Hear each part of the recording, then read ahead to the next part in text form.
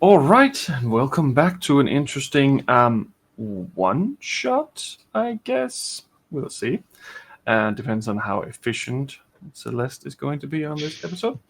So, this is going to be just me and Laura playing Dungeons and Dragons for a little bit because she's been kidnapped.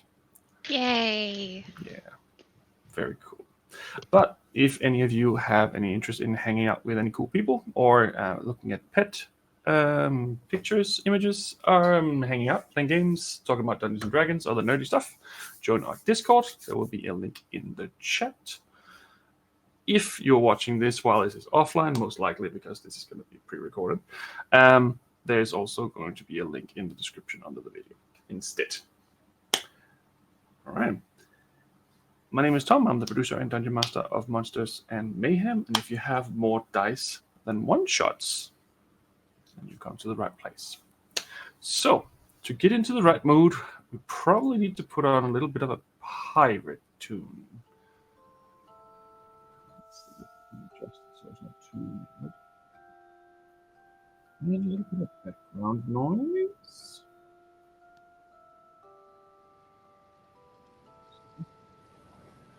There we go. So, just to do a little recap here. You had a wonderful night's sleep, or you actually didn't get that far. You had a wonderful bath that resulted in you hearing strange voices and noise coming from outside. You crawl through the window with your bare minimum gear, and you crawled onto a wall and you crawled into what seemed to be an old tower. And in there you saw the visage of Rin, your former friend. And as he simply refused to answer your questions but kept wanting you to heal him because he was injured, it seemed like something was off.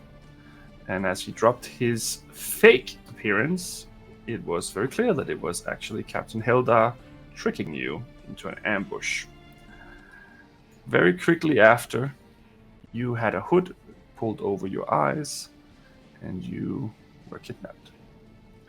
In the middle of the night, you were pulled off and you were placed upon the ship, the Bartholomew, which you then, not long after, realized might be more than just a ship, considering it had eyes and they were moving. You're placed in a lock of some sort that seemed to be hindering your magic, and your items were taken from you, the ones that weren't left behind. So we'll get back to that one. So, you have been on the ship at this point for a few hours. Is there anything specifically that you want to try right now after you have been left alone in your cell? So from where I am, I'm currently kind of trussed up in a T position, correct? Yes. Are my feet also tied Yes. to the right? I just want to have a look around and actually take stock of the room that I'm in. And I want to listen out to see if I can get a vague notion of whereabouts I am on the ship. Like, is it quite silent as in I'm under the water, or are we like above water level in terms of where I am on the ship? And I also want to listen out to see if I can ascertain roughly the amount of people that are also, do I hear like, am I near a kitchen or am I near the sleeping quarters? Or I just want to kind of get a feel for like where I am and whereabouts on the ship I'm located. Okay, make a perception check. That was a mouthful. Oh, not very good. That's a natural 4 Oof. for a 9 total. Well, there are some things that you would not be able to miss. It feels like you are probably underwater based on the way that the room is built. How many people? You're not sure, but you hear a lot of talking and a lot of moving upstairs, and it's hard to really ascertain how many there are, if they're running around or if there's just a lot of people and such.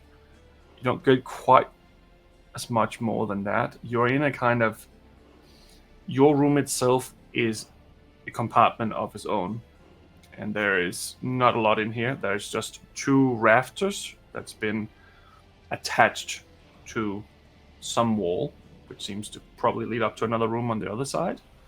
And then this thing that you've been attached to is just pretty much stuck into this metal pipe, so it's just kind of hanging there. It's very uncomfortable too. Right. And so it's been a few hours, so I'm assuming it is quite either like very early in the morning or just kind of just gone daybreak outside. So they would have drugged you, so you were unconscious when you were brought on the ship. So at this point, because you were lifted outside, because you wanted to show you his new ship, and from there on, it's been a few hours. I'd say it's probably around 10 in the morning. Right. I will just say as a note, I always know how many hours it is until the next sunrise, and I always know the direction of true north. Just as a note, happy to work around that, but just as... That's fine. It is 10. That's to say 10. Right. And you know exactly which way north is. The reason I say that is because I would also like to see if I can ascertain what direction we're traveling in. Northwest. Right. And given the... So how long we've been traveling versus the direction that we're traveling, I think I can clearly ascertain from putting the pieces together, I know where we're going. I'd say you probably can, because there's only really one way to go that way, and it doesn't quite seem like these people would probably hang out in Silver Shores. So you're guessing that you're probably going into to the canal, the passageway that leads towards Dragonthorn. And you do know that that is where the Court of the Sea is, so it doesn't necessarily come as a shock. But it is a few days' travel, especially from Itna, and it is still pretty cold. But, yes. One other thing I would like to just ascertain is, has everything been taken from me? Not your clothing, any amulets, any rings, any shoes, anything that you potentially could use to try to escape or kill yourself with, even, has been taken from you. Including my hair clip. Yes, including your hair clip. But I'm not naked, so that's a plus.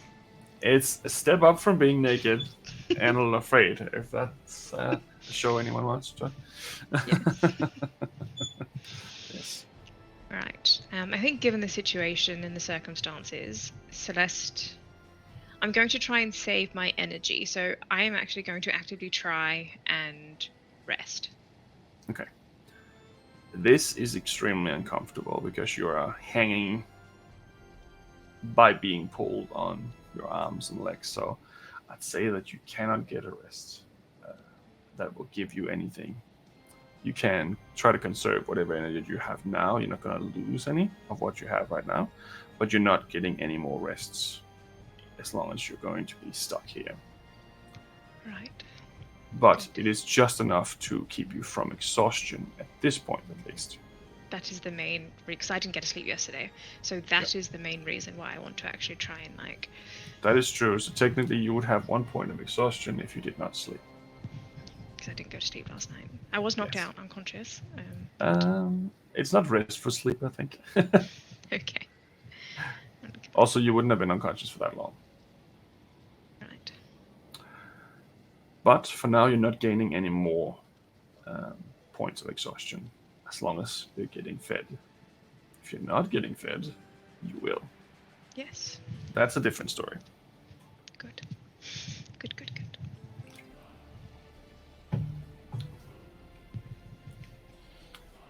So as you try to conserve as much of your energy as possible, there isn't a lot of things that really happens that you can kind of interact with or do at this point. Try to sleep and you're just still really, really tired, but it doesn't quite work. The next morning comes, and someone enters your quarters. is not someone that you have seen before. This is a young woman, young human woman. She's wearing like striped pants and the ordinary pirate boots, and has a cutlass in her side and a pistol at her side, and she comes in with some food to you. It's pretty much bread and a little bit of chicken, but she just kind of leans up against the wall and just kind of hands it to you, but then realize you can't quite eat anything in this position. It's like, oh, fuck's sake. She takes a spoon and she starts trying to spoon feed you. Not sure if you will let her, but she will try. Absolutely, I will. Okay. She has a lot of tattoos and like big bracelets and big golden earrings and stuff like that. So absolutely I will. And I will try to actively make eye contact with her as I am eating. So as she's spooning it into my mouth, I am like gazing directly into her eyes. Okay. She seems to be okay with that. She seems to just not care too much. But she doesn't keep eye contact with you the whole time. She kind of looks away a few times and stuff like that. She's like a little annoyed by this, but it's the only way to feed you. So, and that's apparently what she was told to do.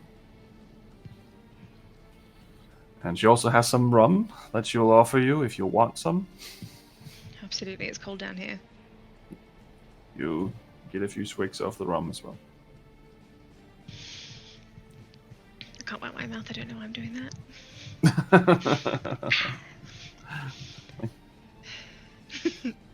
She doesn't do Get that. my chin. Put a bib on me. She kind of leans up against the wall and just kind of takes a few swigs of this rum herself. It's kind of eyeing you. I lie her back. Been sat down here to keep me company, have you? No, I'm just told to feed you because apparently you're supposed to stay alive for now. Oh, for now, that's reassuring at least. Well, it's hard to hang someone if they're already dead. With that attitude, yes, I suppose it would be. I believe so. Like, that's what happens when you commit mutiny. Is that what he told you? Mutiny? Well, he told me that you blew up his ship and he killed everyone, so that's pretty mutinish. Not necessarily interesting. Mutiny. What else did he tell you? He didn't tell me much, just said that you pretty much killed an entire crew worth of pirates, or, I'm sorry, associates. Right. I suppose he didn't tell you the reason behind things then, but I suppose that would make it too easy for people to question him, which he doesn't like.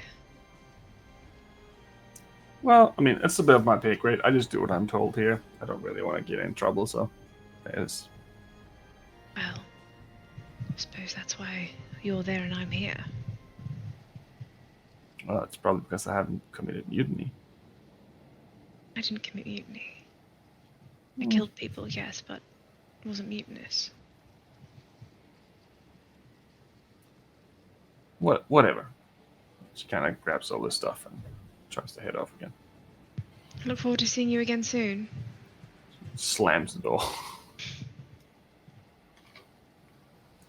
You get a little bit of a peek out of the door, though, and you can see that there's probably 30 people that are kind of like moving boxes around and making sure everything's tied down and stuff like that. On the other side of the door, that's where the storage area is. That's where the hole is, pretty much. I'm still not quite sure where you are on this ship because it was really big, but it seems like there's quite a lot of crew on this ship in general. Does it seem like an overt amount of people compared to the size of the ship? Or does it seem that this is the recommended amount of people that you would have to just man a ship? It seems like there's extras. It seems like you get the idea that this isn't because they're like understaffed or overstaffed, but they do have backups if something should happen. Often that happens if you have specialized crew, which are just vanguard to attack other ships and kill people. and Yes. some are actually crew. Some of them are specialized in certain things. So Yes, definitely different roles. So people who are actually manning the ship, and then people who have other jobs to do outside of that for other circumstances. yes, correct. Yes. The food's all right. It's not horrible. It's not great, but it does sustain you enough to not have an issue. You only get fed once during the day, it seems, which is also the bare minimum again. But you got some rum out of this first little period, at least. Is there anything else that you want to try while you're stuck there? I think that she's just going to conserve her energy at this point. I don't think that, given the way that she's trussed up and she cannot move her body, I don't think there's anything else that she's going to try at this point, because she doesn't want to, number one, hurt herself, or number two, waste energy. Okay. And she knows that they're not going to kill her while she's on the ship, at the very least. So while she's in here, you know, intelligence-wise, she knows that they're not going to hurt her. Yes. So it seems for now, at least, they're trying to keep you actively alive. Yes. A few more hours pass, and then you start hearing cannon fire off in the distance. Seems behind you somewhere.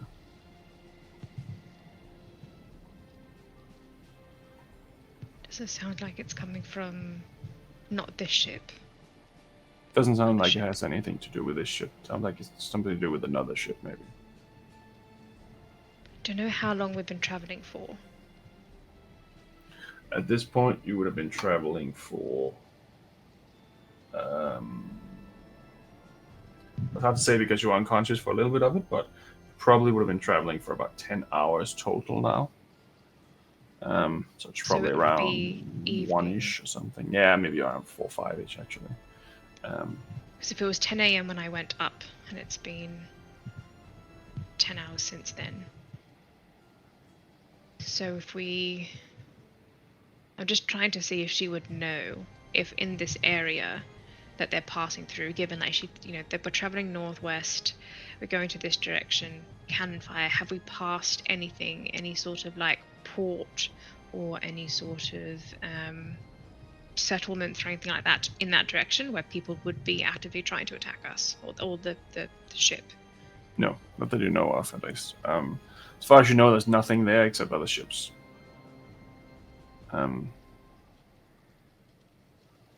But yeah, it lasts for maybe 10-15 minutes, and you start hearing it fade off in the distance. You start hearing like pistol fire, rifle fire. It starts to kind of die off. It's like it's too far away. Do I know that there's a fleet, or am I under the impression that it's just one ship? You saw that there was 5 ships when you were put on the deck. Right. Yes, correct. And were we in the lead? Yes. Right. At the time you were at least in the lead. Perhaps one of the other ships have come to their senses and decided to commit actual mutiny.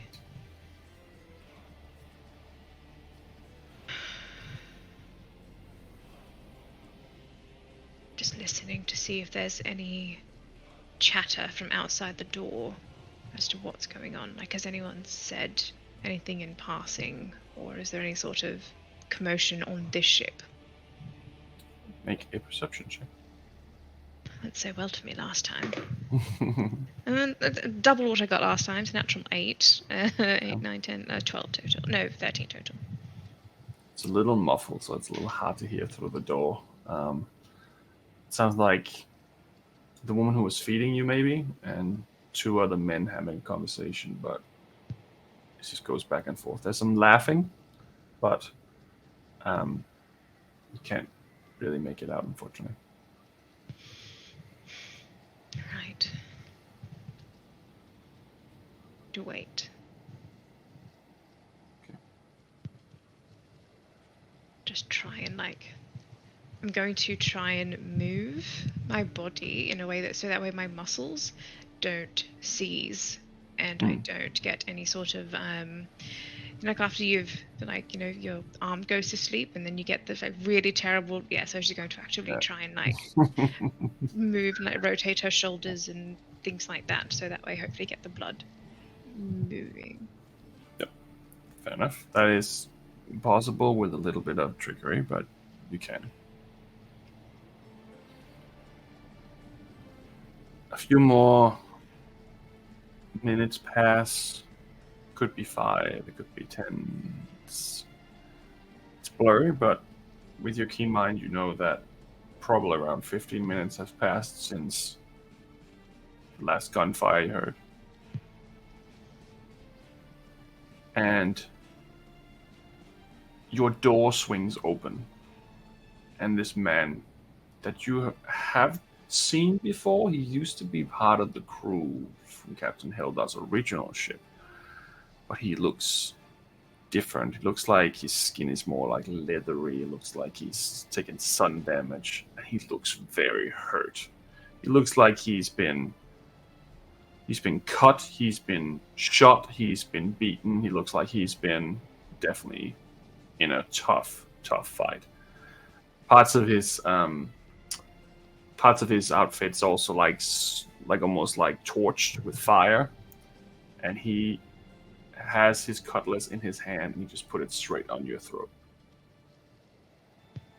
I should kill you for what your friends did, but I was told I can't. I wouldn't want to deny the captain the satisfaction.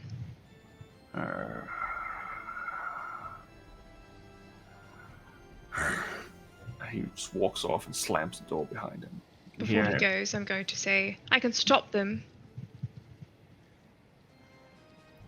We'll stop them for you. We'll make the same mistake next time. Slams the door on the way out. This guy, specifically, you do know him a little bit. You never really had much to do with him. But, let me just have a look here. Which one was that? That was, you know him as Slick Slim or Abraham Condry. He looks like he had a captain's hat on, which... no, sorry. This was not him. This was a man called Ivaro, known as the Ogre Ciento. He has a little mark on him that says that he's the first mate. You would know that. You don't know what ship he belongs to. You do know that you've seen him before, and he was part of the vanguard of Captain Hilda before. The reason he's a big, bulky kind of guy. He had a lot of burn damage on his skin now. But he looked pretty hurt.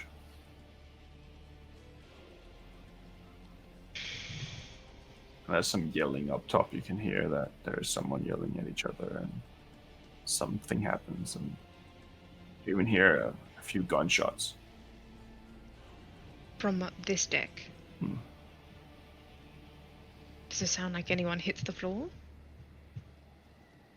Make a perception check. I'm doing really well at these. I rolled a 7, so 12. It's rocking too much, this boat. It's kind of destroying the ice around this passageway as it enters, and it's hard to make out anything else than just this kind of sensation around you. It's probably 2, maybe 3 gunshots, and then there's some laughing, and then everything seems to go back to the normal noise again. How tight are the cuffs around my wrist? They're pretty tight. Are they cutting off circulation? Not quite that much, but if you put a little bit more on there, you would definitely. Like, if there was a piece of paper between your hands and that, you would be in trouble. But they are made to keep your blood circulation but still be efficient. Right.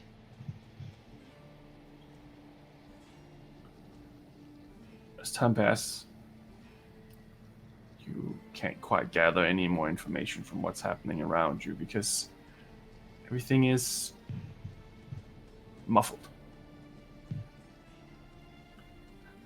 Every now and then you do notice there's kind of like the ship itself is swaying a little bit in an unnatural way.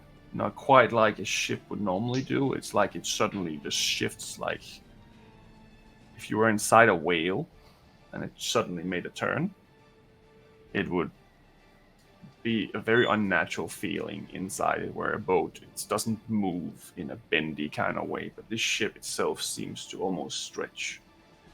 Sometimes you swear you can see some of the wooden boards kind of stretch a little bit and then move back. Like the whole thing is rubbery at some points in time. Definitely a little strange. Also, you notice that there's no rats here for some weird reason. Very unusual. That is a little bit unusual for ships, yes. But there isn't any.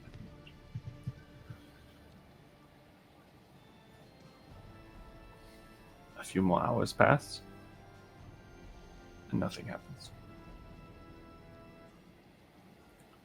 No more commotion or cannon fire or yelling. No. Just destruction of ice around you as the ship moves through the passageways.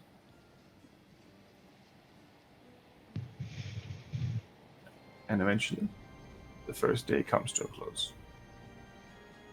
For you, it doesn't necessarily matter too much because sleeping is very scarce. You might get 5 minutes here, 5 minutes there if you're lucky, but then you wake up with a excruciating pain in your arm or leg or similar. But as the next morning comes,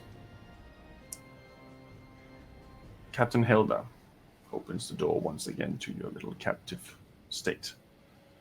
He says, "Here we are again. You're proving very resourceful, and your friends are a pain in my ass." Like I told your friend earlier, I can get them to stop if you want. This is between you and me. We don't need to drag them down with us. Interesting. If you want to make it to Dragonthorn, you better let me stop them. Because I swear, they will take you down. I don't think so. Not sure what the two of them will do. I think what you don't understand is that they have an entire fleet behind them. Oh, really? A fleet? See, this just proves the difference between you and I, Helda. You don't do your research. If you'd have known who we were meeting with back on Itna, you might have thought twice about allowing them to follow you. Well, it's interesting that a fleet commander would show up in a fishing vessel with no cannons. For now, perhaps. Well, before you talk to me about facts, my condolences, my dear. It was your fault. What? It was your fault. My fault? Yes. I was your captain, and you destroyed the ship. Captain. That's a funny word for captor. Well, I guess that's up to the 7 Lords of the Sea to, 9 Lords of the Sea to determine. I have my accounts. You better have yours ready. I think I have more than you know. Oh, we'll see. We'll see. Do you have any idea what you dragged me away from? Don't have the slightest clue, and I don't care, my dear. Again, that's the difference between you and I, Helda. You'll never be anything more than a thief. I'm a treasure hunter. And you pulled me away from probably the biggest score that I'm ever going to find. Interesting. And what is that score of yours? Because mine's pretty big. Can yours take down a god? I doubt it. She probably can. Seems powerful enough. I Maybe would should need to ask rely it. on anyone else to do it, though. No, but you would mean that I would have to rely on you. For a time, potentially. We'll see. Maybe if the court deems you not hangable, we can talk about this again. But for now, I don't care about gold anymore. What is it that you care about? Vengeance. Of Pain. course. And my new god. What do they offer you? Well, you see, when you killed me, killed all of us, you gave us an opportunity that we probably wouldn't have had otherwise. So, in a way, we should thank you, but it's just so mortal of me to want to hurt you back. Anyway, we found a new master in the depths of the sea. So really, you're not really the commander. You're just taking orders from someone else. Oh, I have my free reign. Right. But there's a few things that we need. Be that as it may. You brought this entire thing on yourself anyway. And we all know that the Court of Seas isn't going to be exactly fair in their ruling. You can tell everyone it was mutiny all you want. Really, it was only self-preservation. You brought it all down upon yourself. Well, the laws of the sea is still the laws of the sea, and you still destroyed a ship and its entire crew, including its captain. Well, apparently I didn't do it well enough. How unfortunate. Anyway, your friends aren't going to be much of a problem anymore. We'll lay a little trap for them.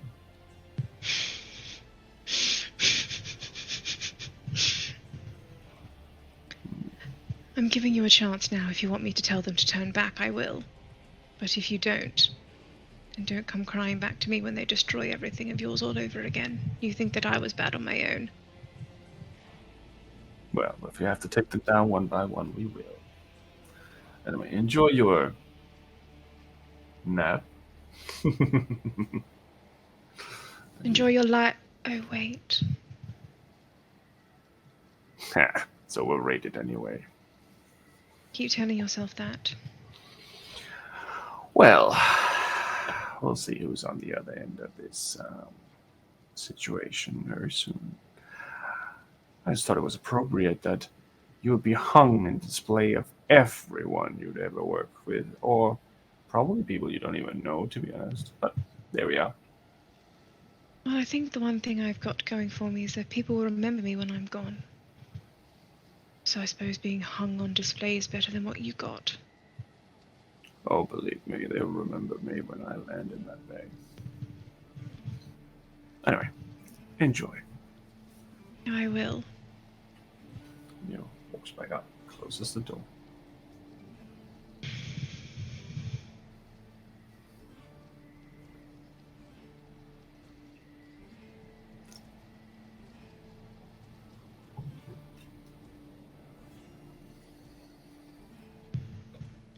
What am I bolted into the floor with? So you're not bolted into the floor. Your little T-post thing is kind of like it's kind of like fixed to a rod, and then there's a bigger rod that's affixed into the kind of like the wall. That's So like technically, it's just kind of flinging back and forth like that, which makes it even more uncomfortable. But moving it out, you'd have to move it like this much out.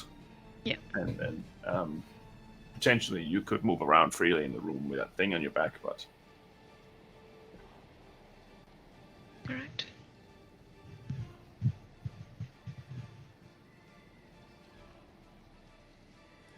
I'm thinking with her state of exhaustion, having not slept, and the situation that she's in, I'm going to potentially roll an intelligence check Mhm. to pick up on what he was saying earlier about, what will your two friends do and things like that, to see if she can kind of put that together. I think that she wasn't too hung up on the words he was saying, so I just want to see if she can. We can make one. 19. Okay. You caught that he was trying to hurt you by saying that. Whatever that means. And he did say my condolences. So it does seem like there's some trouble. Yes. I think she was more thinking about the entire situation, and my condolences meaning what he did as opposed to recent events. Yep, that whichever way you want to interpret it. But it definitely struck her as odd when he said, "What can your two friends do?" But anyway, was also in an amulet when you pretty much left. Exactly. So it could just be that he wasn't out. So, also, Drake can heal people and bring them back from the dead. You sure can. I'm glad they have him. I've got him on my side. Yeah, it's a bad job to be a healer in this party. The second one going down. Anyway. Is there anything else you want to do in the intermediate room until you are fed? There's nothing really I can do. No, not really. Yeah. I'm just going to, again, move my body, just constantly kind of like rolling my shoulders, wiggling my fingers, kind of wiggling my toes and things like that, so that way I'm keeping the blood circulating through my muscles and things like that, to make sure that I don't like seize up or anything or get cramps or things like that. Okay. So once again, the young lady opens the door with some food. And she looks just as unimpressed as earlier about the job that she's been given. And she closes the door behind her, and you can see that there's people out there, but it's not as busy now as it was before. So it's like they cool down whatever they're doing. And the breakage of ice around you kind of comes in little waves. It's not a constant anymore. It seems like it's getting a little bit warmer, maybe. She has the same meal again. She's like, hope you're hungry, because there's not a lot of different things to offer, unfortunately. I appreciate you coming to see me all the same. Right. Open up. And she starts putting food towards your mouth. I'm going to try and get a beat on her and just try and ascertain whether she has a very strong distaste for me, or whether it's kind of the job and she's bored and it's like, oh, come down here and look after this whatever prisoner, or if it's like, I hate this woman and this whole situation. Make an insight check. Inside, dirty 20. Oh, wow. Okay. Yeah, well, I didn't roll that well. You get the idea that she doesn't like what she's doing right now. She doesn't have a hatred or distaste for you. She has a hatred or distaste for the job that she's doing currently. And she is putting on this, when you have like a corporate voice and you're just like, oh yeah, whatever, and it's kind of talking about stuff, but you're trying to block off yourself, you're trying to block yourself off when you're doing things you don't want to do. It's kind of the feeling that you're getting from this woman, that she's not really very interested in this job and she doesn't really want to do this. Thank you so much. I appreciate it. Right. Well, it's at least food, I guess. Yes, I suppose so. I suppose whatever you've got to eat is much better. Perhaps I can live vicariously through you. You live through me? Did you say that? Yes, well, what did you have for dinner? I'm asking, is it much better than what I'm being fed, or is it much the same? Oh, it's pretty much the same, to be honest. That's unfortunate. Yeah. But it's been like that for a while. We don't tend to pick up a lot of interesting food anymore. Should even guess why. Because the captain has no need for it? A majority of the crew have no need for it. Does she look afflicted as well, or does she look normal? I'd say with your inside check that you did before, she looks like she's normal. She looks like she's just human. But the other people did look very normal too.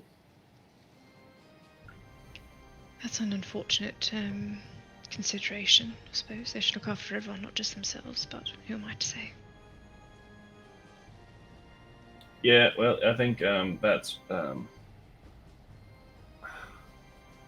I don't think that's in the periphery at the moment, but for now, it doesn't make sense to say anything about it. It's glad I don't go underwater every time they jump overboard. That's fucking ridiculous. What do you mean? Every time they communicate with the big old mighty, they jump overboard into the water. But it's freezing. Oh, it doesn't seem to matter to them. What, so they drown themselves each time? They don't look uncomfortable when they come back up, but I don't really know. They don't seem to show much emotion anymore. So. Well, Why? Sorry, but why are you here with them? Is it some sort of goal of yours to ascend to whatever it is that they are? I may not be in this room with you, but I am very much in a similar situation to you. In what sense? Well, I was given an offer, die or join, and it was join, obviously, because I still have things to do of my own. And until I figured out how to solve that, I'm going to stay here. So I don't want a army of weird, cursed pirates chasing me down and trying to kill me when I'm trying to do something else. So, I can see how that would be unappealing. yeah, so that's why I'm doing this job, and that's why I'm here, because I have to. But you don't have to. But I do. If I do anything against the orders of the High Supreme Commander Hilda, I will probably not make it to the next port. What if they didn't know that you did anything, though? They have ways. They always have ways. I've seen many people who try to double cross them for small, stupid things, and it's only one punishment, and that's always death. Doesn't have to be like that, though. I've got, you probably know I've got people coming after me. I don't think you do. It seems like, well, they took out one of our ships. But I also think, anyway, doesn't matter. I think. Hang on. They took out one of your ships, and Hilda said before that they were on a fishing boat with no cannons. Yeah. It seems like the ogre was pretty mad about that. So if you think about it, you're all in far more danger than you realize. If 3 of my friends can take out a whole ship on a fishing boat with no cannons, what do you think they'll do when they return to Itten and grab the whole army fleet to ride out behind them? I think you might have misunderstood where you are. This ship is not a ship. What do you mean? Of course it's a ship. This thing is a creature. What? That Hilda brought back from another plane.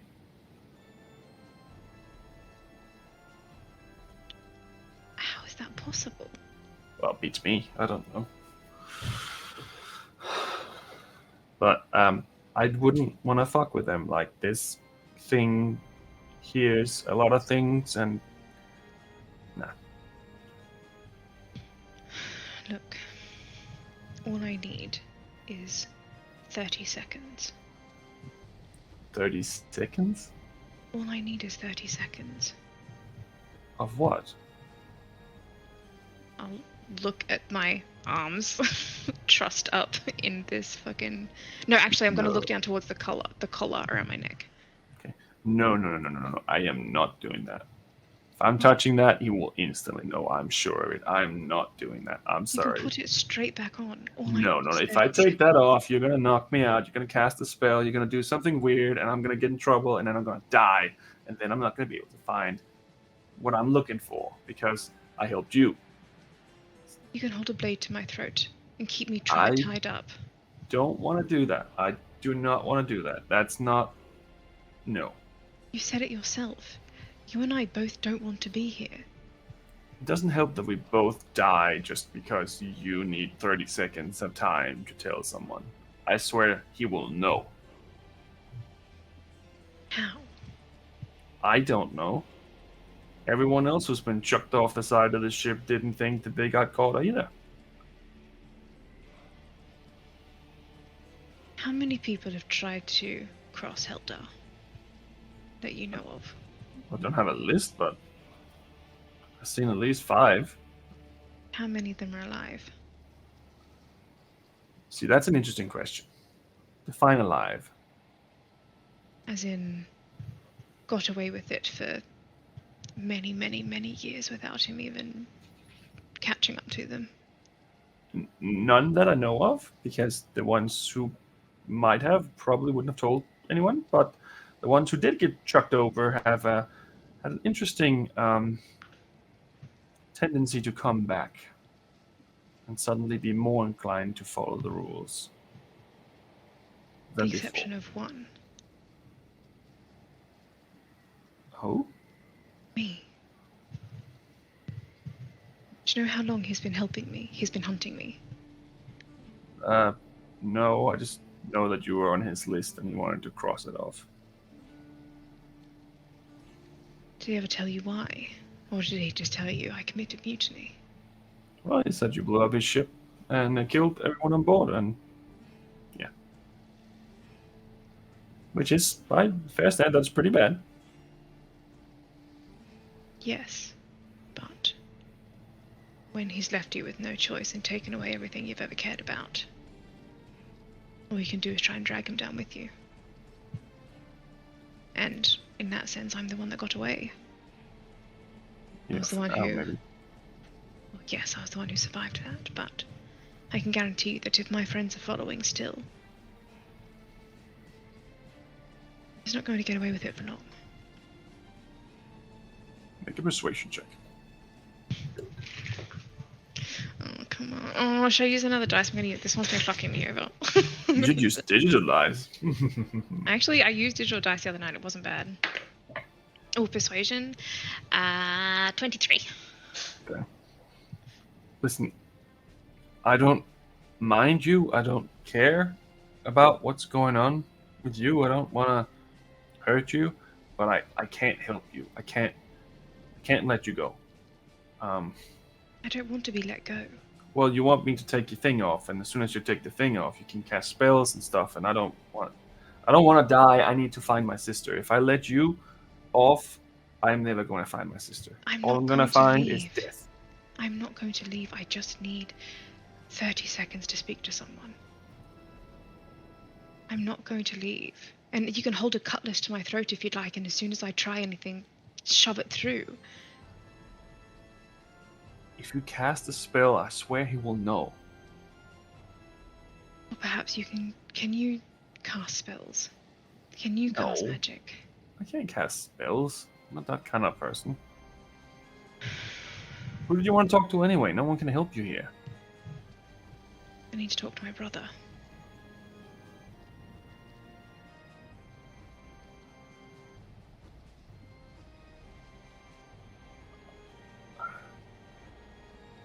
Maybe tomorrow. I have to go. I have to go. She grabs her stuff and just bolts out the door. Right. Shit. Lick the residue of water off my lips.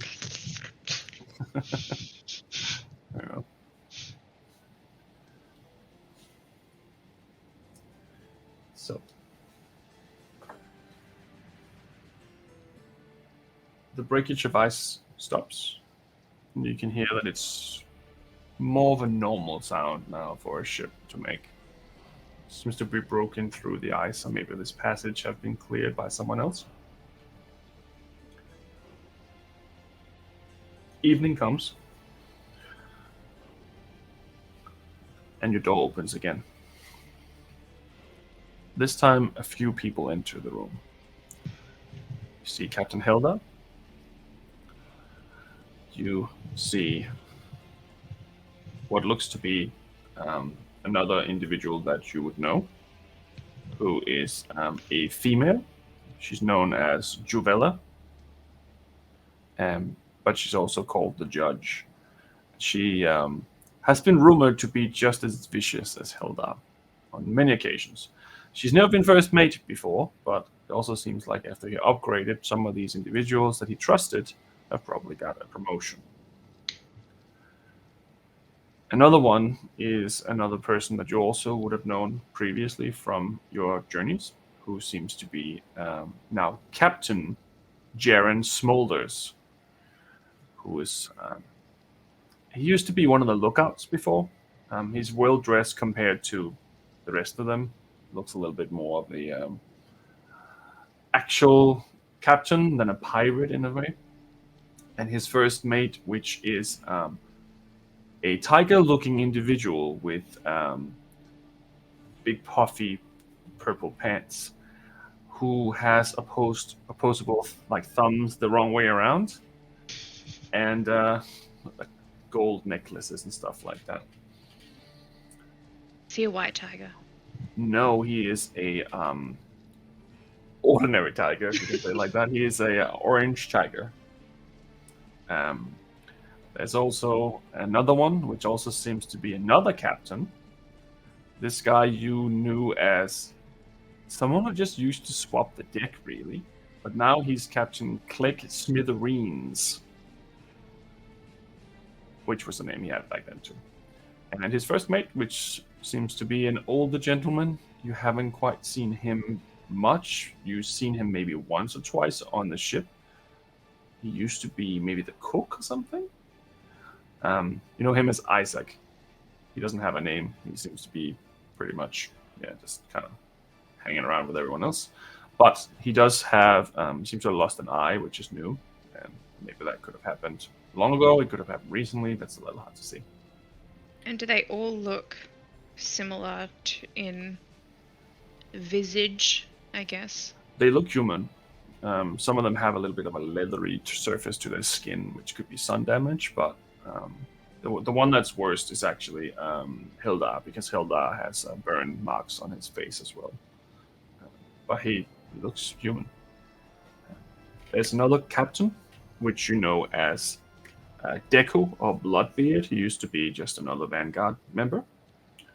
And he has his first mate with him as well, which is a woman that was always on board your ship, but she never talked. She never interacted with anyone except for Hilda. She's known as Skullface. Charming.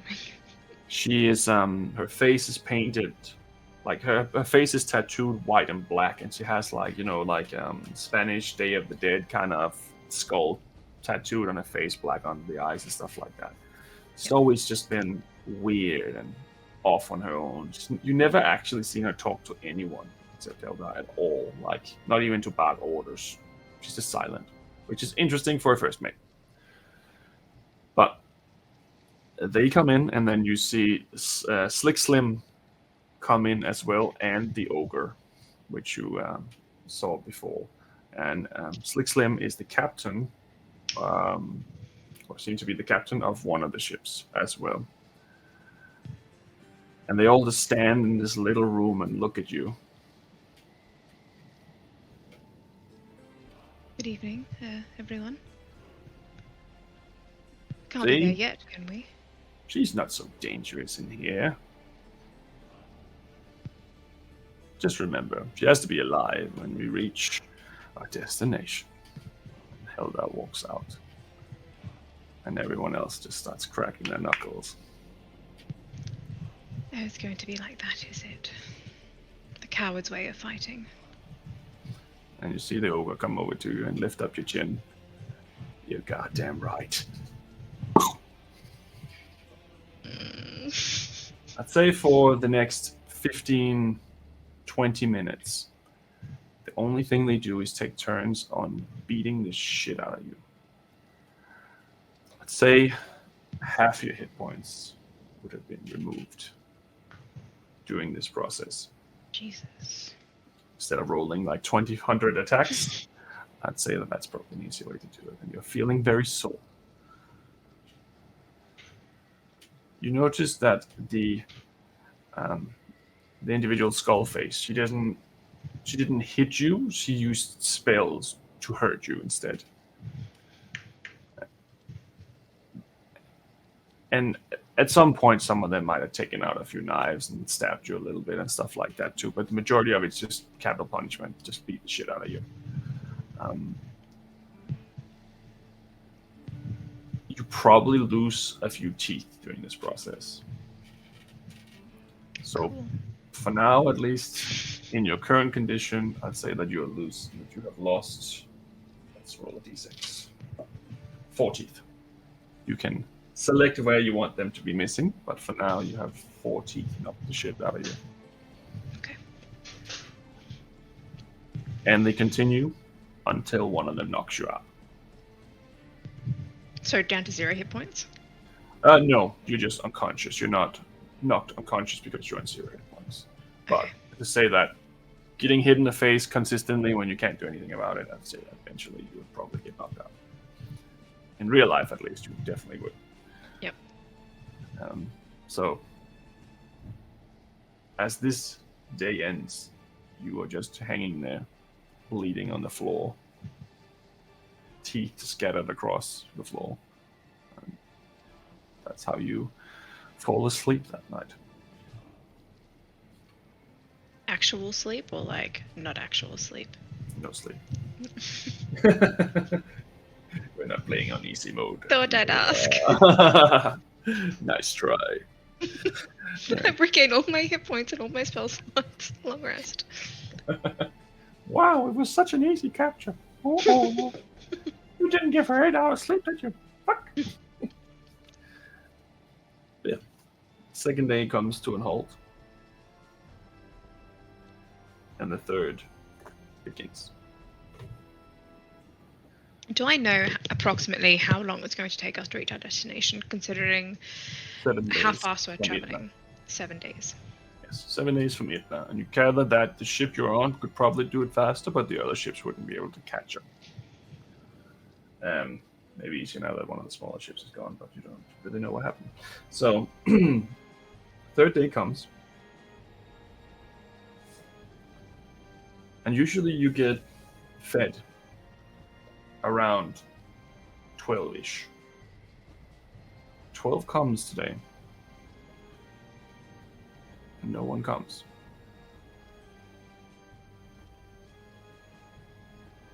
Tummy grumbling. 1 o'clock. 2 o'clock. 3 o'clock. And she comes back into your room. She has food with her. But she's wearing a backpack today, which she didn't the other days. She closes the door, and you can see that she's kind of listening. And she looks at you. Okay, we don't have much time, but if I'm going to try to help you, I can't quite do it here. She takes off her backpack and she pulls out a book. It seems to be... It almost looks like leaves, but it's made of seaweed, dried seaweed. And it says, "The Laws of the Sea." If you can read this and maybe find a way out of whatever he's accusing you of, maybe you can still live and I can still do my thing without you getting me killed.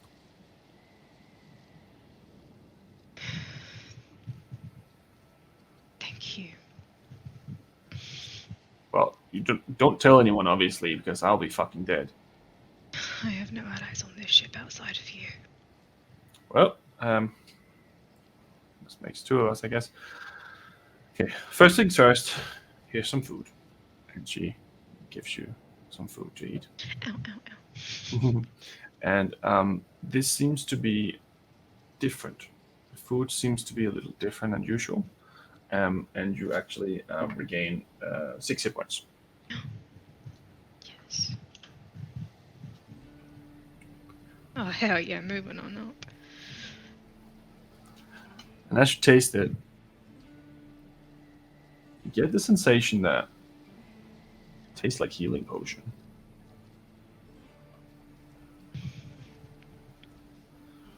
Thank But you. it looks like food. It's okay, I just don't know why I'm doing this.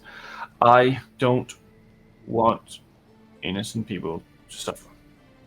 Which is ironic because I'm in a position where I'm the one who sees everyone who suffers. I don't mind you. I don't trust you. But everyone should have a fair chance. You're right. We are on the same side. I just can't help you in the way that you think. I suppose a long time ago I was exactly in your position. I had to do what was best for my survival. The only person we can look out for is ourselves. So I appreciate you taking this chance. I never got your name. Sienna. Well, nice to officially meet you, Sienna. Well, just don't use the name, you know. Like, I'll call you the food lady. well, they called me bootleg, so maybe just stick with food lady. Yes, well, I don't want to seem too familiar. No. Would you mind holding the book up for me so that I can try and read it? I can't exactly turn the pages myself.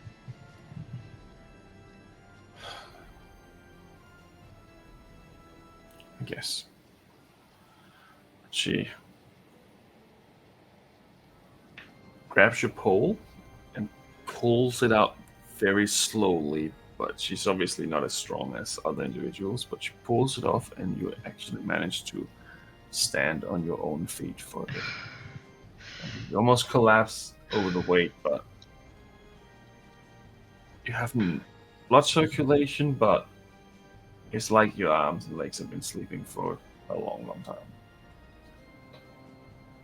I just have to put you back. If anyone comes in and sees this, I'm gonna have to pretend like you tried to attack me. That's fine. Okay. I'll even scream profanity at you if you want. Sure. That one's for free, I guess. Okay. She goes over to the door and listens again.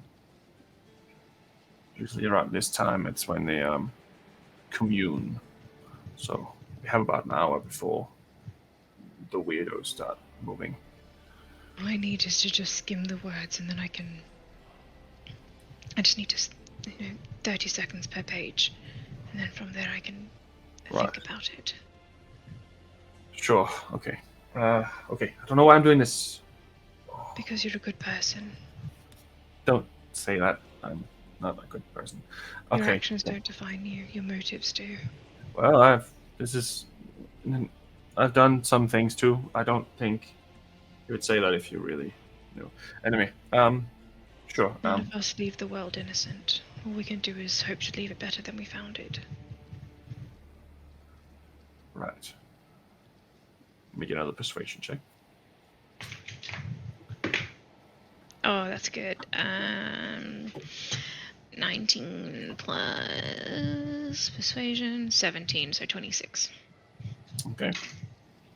You can see that she definitely heard the words she was saying. She's trying to block herself from listening to what you're actually saying. She's just trying to get this over with. But she holds up the book.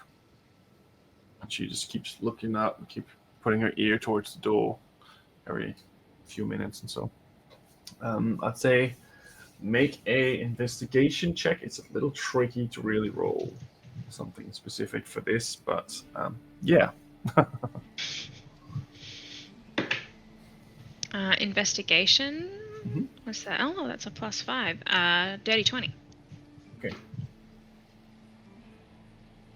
So you spend a little bit of time doing this, and obviously it's a little tricky because she has to like turn the pages and stuff like that. You get the gist of what they're trying to do. It says that if you are a member of the crew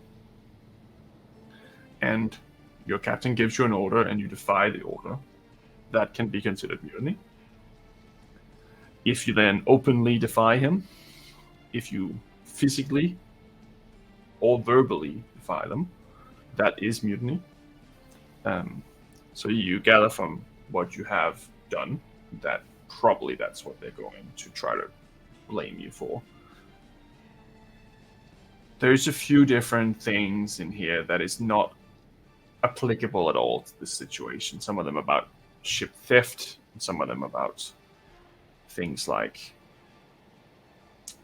what happens if two people have an argument over loot and stuff like that kind of stuff. There's a lot of different things. It's like the whole law just put into this book. It's like this thick. It just goes through the pages one by one and as far as you can. But you only have about an hour, and it takes a little bit of time to go through this, and your mind's also a little bit fucked from getting the shit beat out of you. So I'd say for the first attempt at this, at least, you get the idea of what they're trying to do and what they're trying to blame you for. But as the hour comes to a close, she closes the book and says, I have to go now. I can't stay here any longer. If they open the door and see this, it's all over. Go. Okay. It's tough to put you back. Sorry. No, it's fine. I'm going to walk over myself to the thing. She spends a little bit of time trying to get it into the right place and then lifts you up, and then you start hanging there once again. It's very, very painful T-pose. I'll try to read it myself a little bit too, but I don't know. It's not my thing. Understand. I appreciate the time that you took. Right. Thank Okay, you. I gotta go. Okay. I'll see you tomorrow. Yeah. She just runs off really quickly.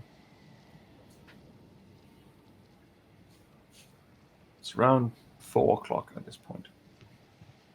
So I am going to just go through everything in my brain and just kind of like try to memorize what it is that I read. And just again going through it just like line by line, kind of, yeah. Yeah, she's just gonna spend the time just kind of going through it, everything that she read in her head. That's fair. Well, it was a good roll, so that was an easy first part, at least, of the situation. Is there anything else you want to do for now until you have another interaction approaching you? I don't think so. There's nothing really I can do. No. Like, I can't move. There's no one to talk to. There's nothing in the room, I don't think, from what I saw before. I'm just going to listen out, I guess, and see if I can pick up bits of conversation and see if I can find out, like, you know, if there's a schedule to people walking past the door, and I'm just trying to get a real sense of the surroundings. But make a perception check.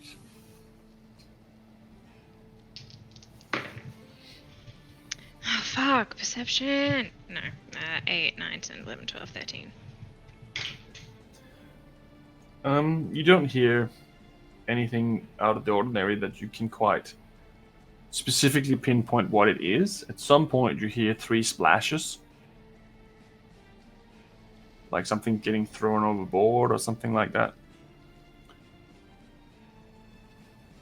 It's kind of it. There's no, like, yelling or anything that accompanies that? There is some yelling of like orders and stuff like that. Everything is super muffled down here.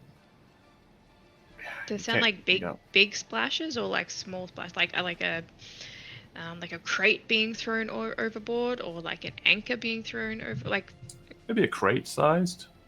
Could be Full or something like that. empty? Can't Is it quite like hear a that. putung or is it like a spsh? It's like a boop. Boop, boop, Okay, boop. so it's like heavy.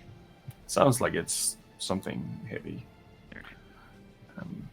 But yeah, that happens. There's lots of movement. There's always someone yelling at someone on a ship like this. It's a very big ship, and from the voices you hear, you gather that's probably 220 people on the ship. 220. 120. Oh, 120. Still 120. Yeah. Just from the movement, the voices you hear, how often you hear the same voice repeating, the footsteps and all that kind of stuff. You kind of get all this kind of by kind of being in there. It's all muffled and stuff. You can't know if some footsteps belong to someone else or if it's this person. But the amount of footsteps at the same time from different directions, you get like a general idea of your time on a ship, how much of what that means. Yeah. And how many people would it take approximately to manage this ship? Like just as crew, just as like setting sail one destination to another? How many people would it take to man the crew? Like 30? You could probably get away with between 30 and 50. Yeah. But this is a ship that is a warship.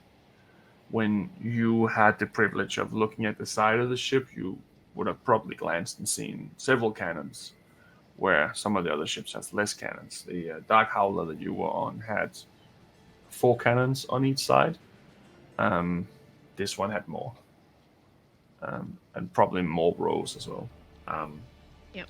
It's a little blurry because of all the hits you've taken, but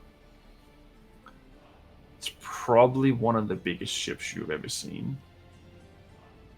And it's still every now and then doing these weird kind of when it goes in a different direction than the water. Like it's almost like it just decides which way it wants to go.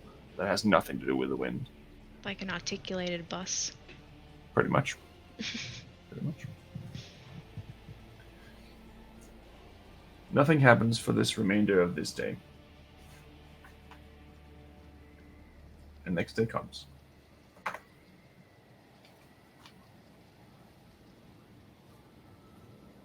$12 happens.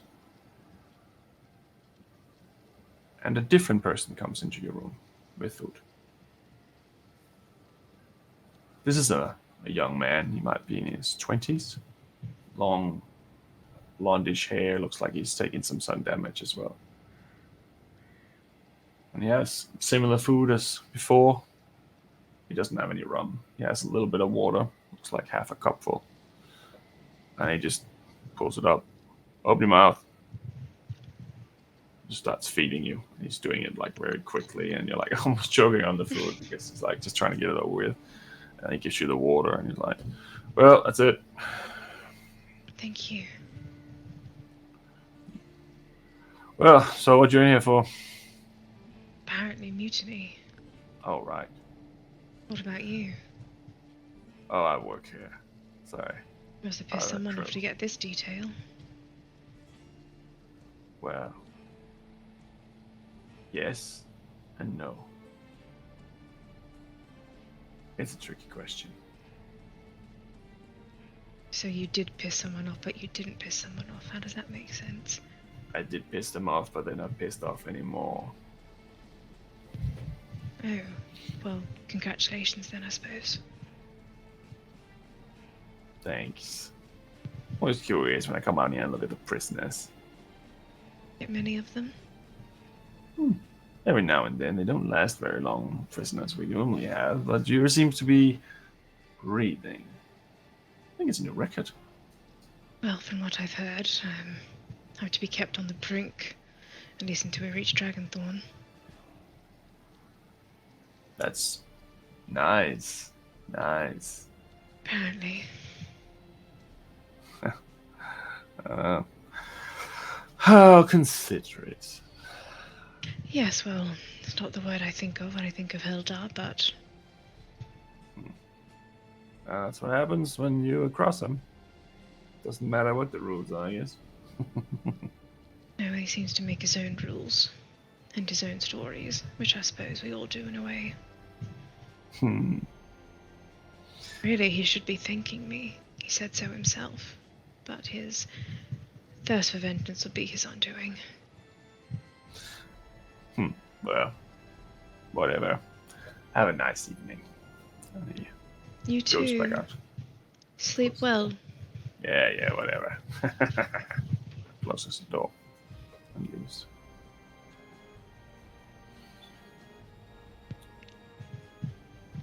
A few hours later, the door opens again, and it is Gina. She closes the door very quietly, listens out. Okay. Sorry, I couldn't come earlier. I had to do work. Actual work. I was worried about you. I'm okay. I don't think anyone knows anything. Tried not to show too much interest when whoever it was came down, but I had to bite my tongue from asking about if anything had happened to you. Right. I appreciate you caring, but please don't do that because that would definitely get me killed. That's why I didn't ask. Right. Okay.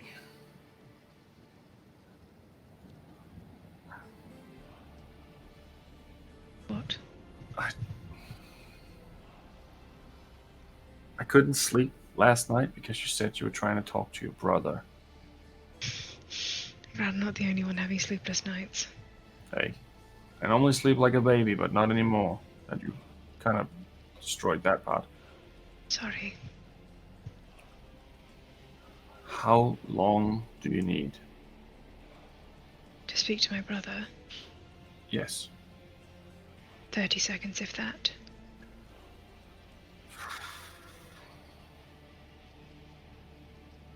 Okay.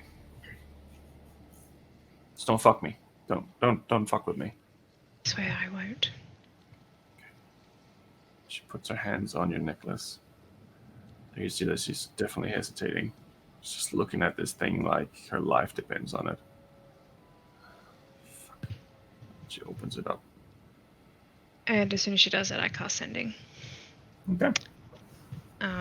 So I cast Sending to Alexander. Mhm. And I say, how many days have we been traveling? Four days at this point? This is the third day. Third day. Going to go 3 days northwest of Itna have been captured. We're on the sea. Group following me. Either help them or come here. But you can't be seen. And then I'll nod to her and indicate for her to put it back around my neck. She closes it and she's like, whew. She's like, I don't hear anyone. I think it's okay. If anyone asks, if anyone says anything, tell them that I threatened your sister. I said that I know where she was and that my friends would find her. Well, the problem is that means that you would have to know where my sister is and who my sister is, and even that I have a sister, and that means that I talk to you. I'm not supposed to talk. Okay, tell them that I said that if you did this, then I'd spare Heldar's life. At the end. That I convinced you that I was going to bring the entire ship down on all of your heads, but I would spare him. You were doing it to save him. If anyone asks. Okay. If anything happens,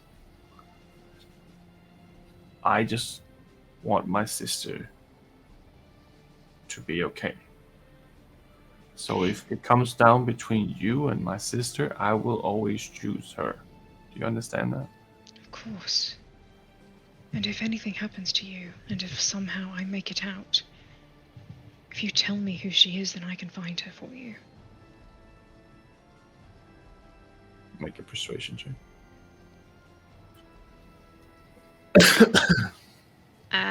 So 13, 14, 15, 16, 17, 18, 19, 20, dirty 20. My sister's name is Aina. She looks similar to me. We are actually twins.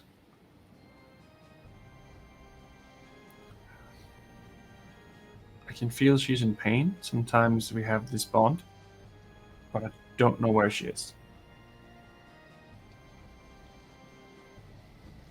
When did you see her last? It's been almost a year now. Picked up by these assholes while I was trying to search in the area of Sahani to try to find her. I don't have a direction, I just have a feeling.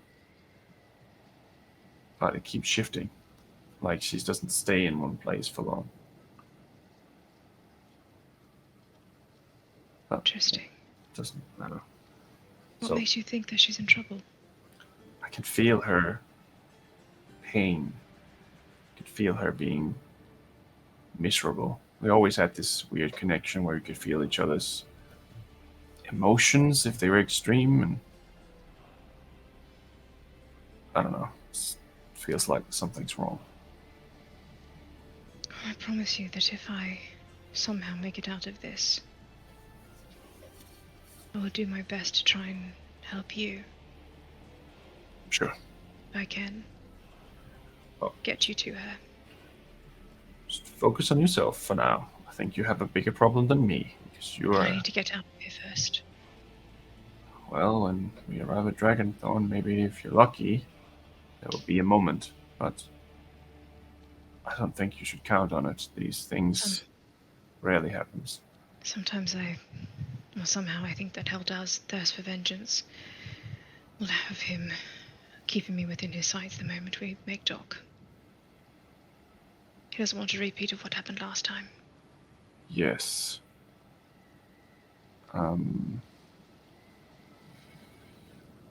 Let me check. She takes the book and she starts going through it again. She's like,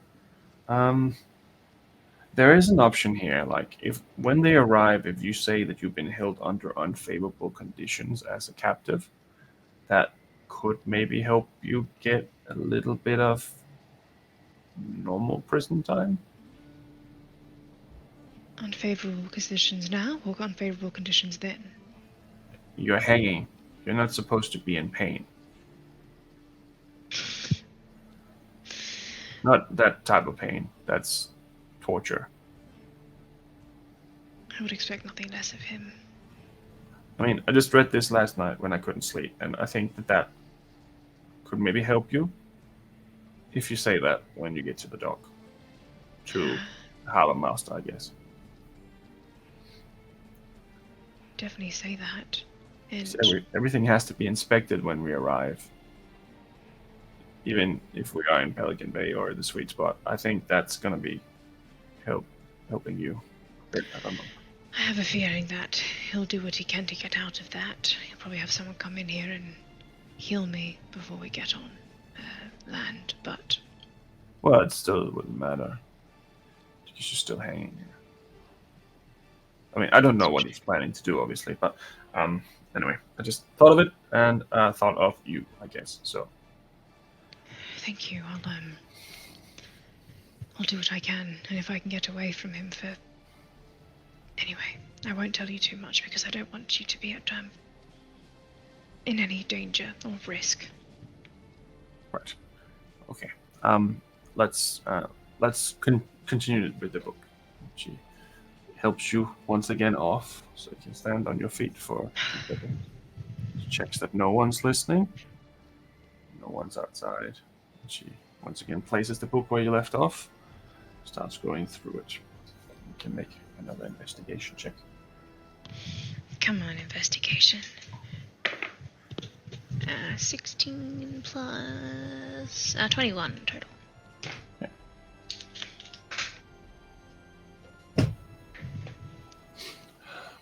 You go through a lot of this bullshit that you don't really need to worry about, but there's one thing that does stand out to you. It's a paragraph that links to the previous point of interest. It says that if a captain is asking his crew to do something that is irreversibly suicide or will destroy the ship or themselves, then it is the first mate's job to stop it. Right. And at that point, Rin was the first mate. Yes. But he couldn't stop it. He tried, Yes, he did try. and then he was killed. He was killed. So that's an interesting little point that you find with that roll. So now you kind of have the vague idea what they're trying to do, what they're trying to blame you for. You also have a contested part of this that's potentially a way to get around it in your sake. But that seems to be a case of them making that judgment. Yes. It's very much a he said, she said. Yes. So now you have a vague idea of their course of action and potentially a course of action to neutralize that course of action, but it still might not mean anything. Yep. Because you were a crew member and you blew up the ship. But it's a step in the right direction. How far through the book are we? About a quarter. Okay. And after finding that, she again says, "I have to go. I'm sorry." And then she grabs something from under her coat and she pours a healing potion into you again.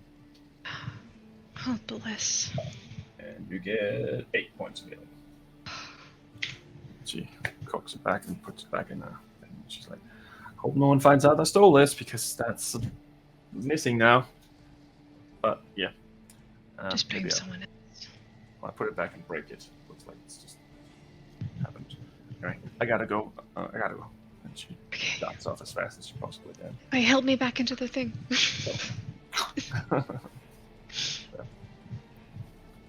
Right. And you notice that this time she also came back at 3 o'clock. Okay, so during the time where they're like communing with their god. Seems like then they are less observant, it seems. Is there anything else that you would try to do or like to do during this period? No, again, I'm just going to see if I can pick up bits of jarbled conversation and listen out if I hear those splashes again at that same time. Like the splashes that the 3 splashes that I heard yesterday. I want to see if I hear them again today. Make a perception check. What's that? 15? 20 total. First good perception roll of the Every 8 hours or so, it seems like they're dropping off something in the water that sounds like something crate-like or heavy-like. You get the thought that it's probably deep-sea charges, that they're trying to stop someone from following them. But that's pretty much what you can get from that. The people are still mucking around, yelling orders, all the normal stuff. Nothing out of the ordinary. Yep, and I'm especially listening out for any signs of confrontation. So that's just one thing I'm going to be keeping my ear out for, just in case someone finds that the healing potion was missing or whatever it is. Just keeping an eye out to make sure there's no sort of sounds of confrontation. For now, doesn't seem like there's any confrontation. It seems like there's some laughing and people playing cards or something like that, not far off where you are, somewhere else on the ship. But that's pretty much it. You have another unrestful sleep. Mm-hmm. Like a fever dream. Yeah, kind of like that. And the next morning comes. Early in the morning, probably 8 or 9, the door opens and Sienna is there once again. But this time she has a whip and she is alone. There's no one with her. She says, I've been instructed by the captain to give you some fresh air before we approach. So I'm guessing that's because of the favorable conditions. But don't try anything. If you do, I'll have to hurt you. Could I possibly try? I don't know. I've seen a lot of people do some crazy shit on this ship. I might be crazy, but I'm not suicidal. Right. Okay. I don't think you're gonna like what they're gonna do now. Because if you have a sunburn, it means that you have definitely had fresh air. So I think you can understand what's about to happen. It's fine. Okay. Right. She pulls the thing back up and starts moving you out of the room. And I'd say make a perception check in general for the little trip you're about to have. Oh, yeah! Natural 18 plus 5 for a 23, 19, 20, 22, 23. Yes. Right. So she leads you out of this room, and then you go down this long, it's almost like a hallway that opens up. You see rows after rows of cannons. You count 12. That's just on this side of the ship. Yes. There's not a person with each cannon at the moment, but there is a table where there's 6 people sitting there playing cards, and as you walk past, someone will spit on the floor and yell traitor and mutineer at you, and she's like, yeah, fuck this one in particular. And she just kind of pushes through. It goes a little further down, and you go past. It's like an opening where you can see that there's a staircase on the other side that leads up to the second floor.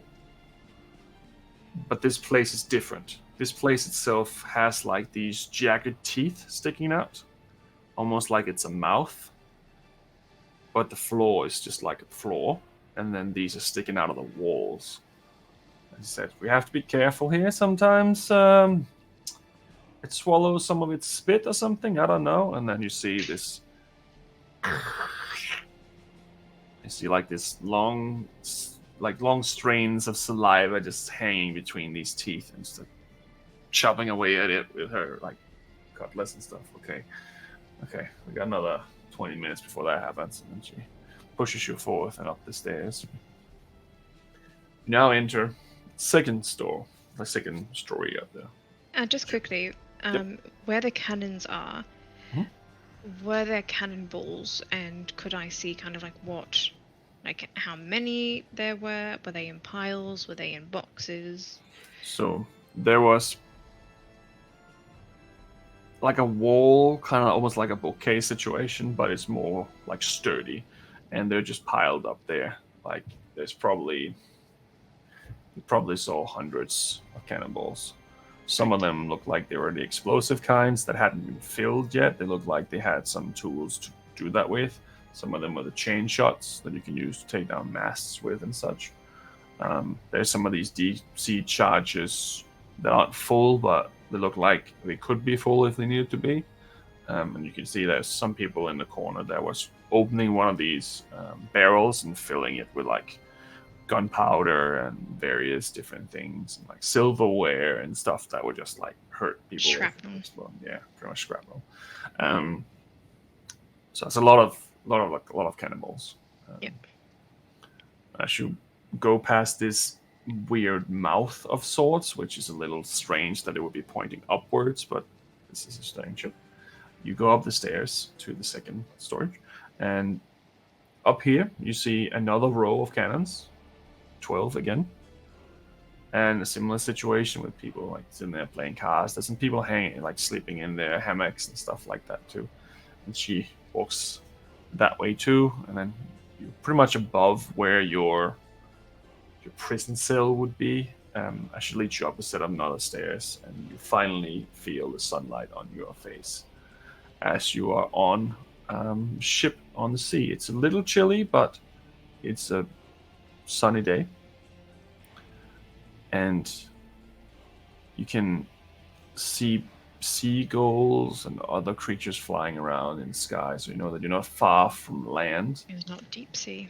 No. And you can see on your right side, there's a landmass there that probably is Shadowman. On the left side, another landmass, which looks to be the Kingdom of Krill. You can see Kronos, not far off, actually. She leads you up to the front of the ship. At the very, very front end, there is a little similar pole where you are then placed upon that pole instead.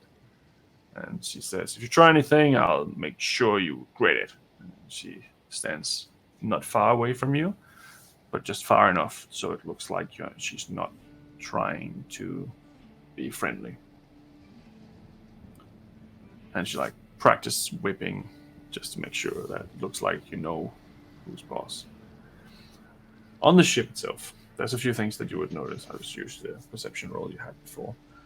There is currently only 3 ships.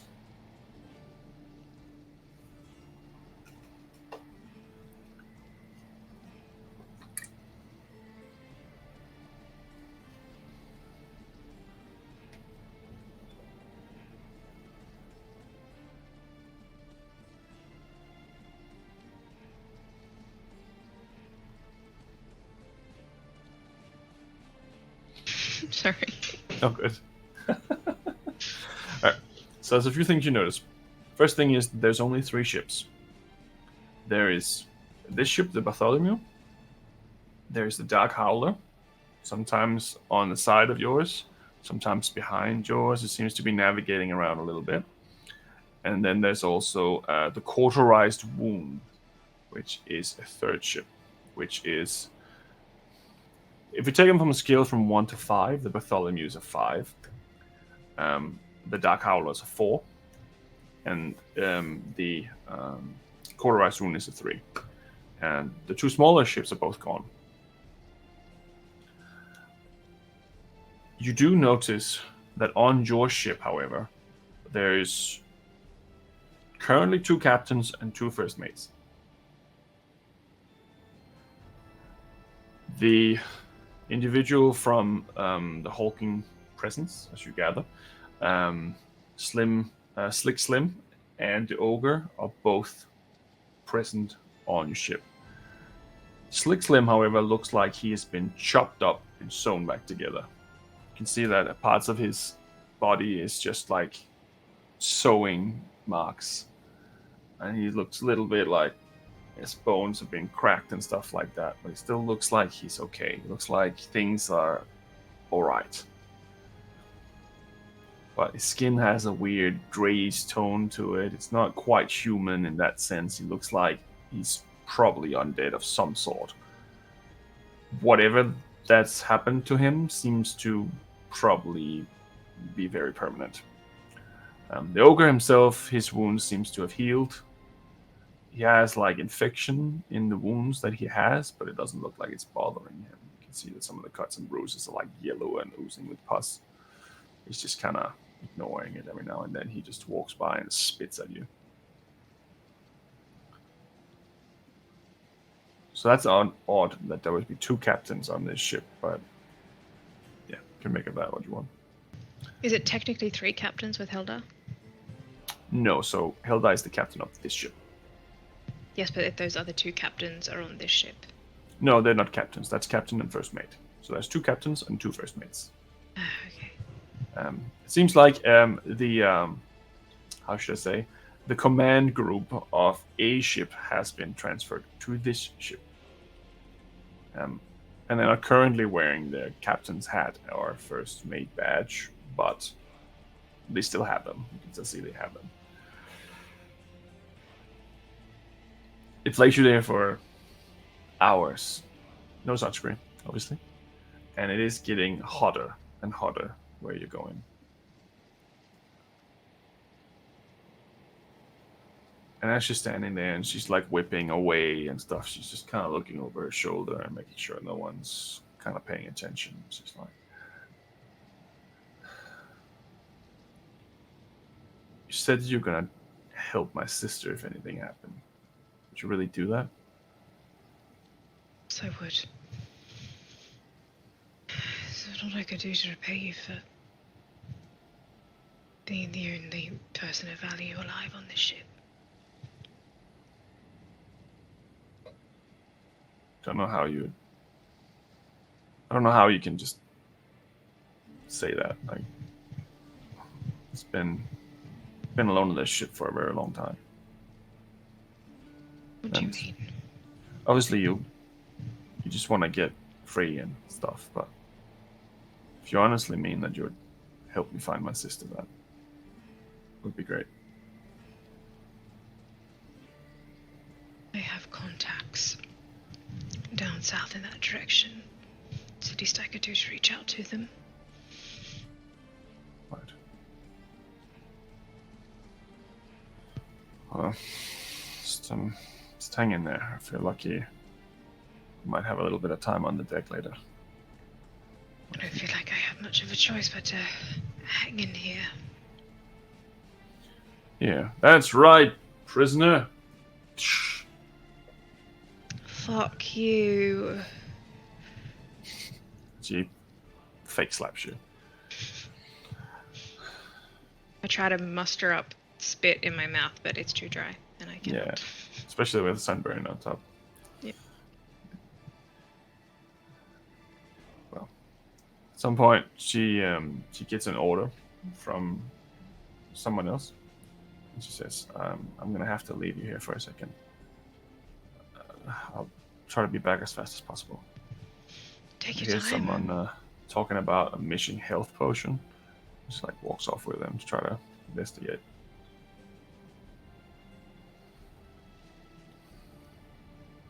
Try and listen for anything that's going on the deck.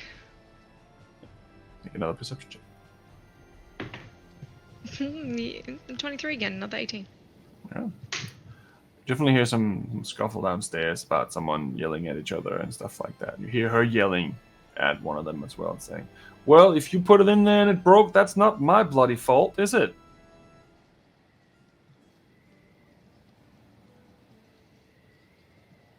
And you also feel a warm sensation around your one leg, like, not sure what it is. Am I peeing myself? No. But you are healed for 12 points of healing.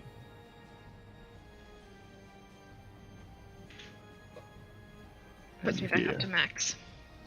Yeah, and you hear in your ear, "I got you, sis." I knew you'd come find me. Hey, it's cool. We are pirates. Always want to be pirates. Well, captured by them at least. Yeah. I tried to catch up with your friends, but it seemed like it was a really, really bad time. I don't know who this Drakic guy is, but it seemed like he died. They killed him. I didn't want to interrupt. They seemed like they were very upset. And I never met him. I don't know how long you've been traveling with him. I don't think I've ever met him.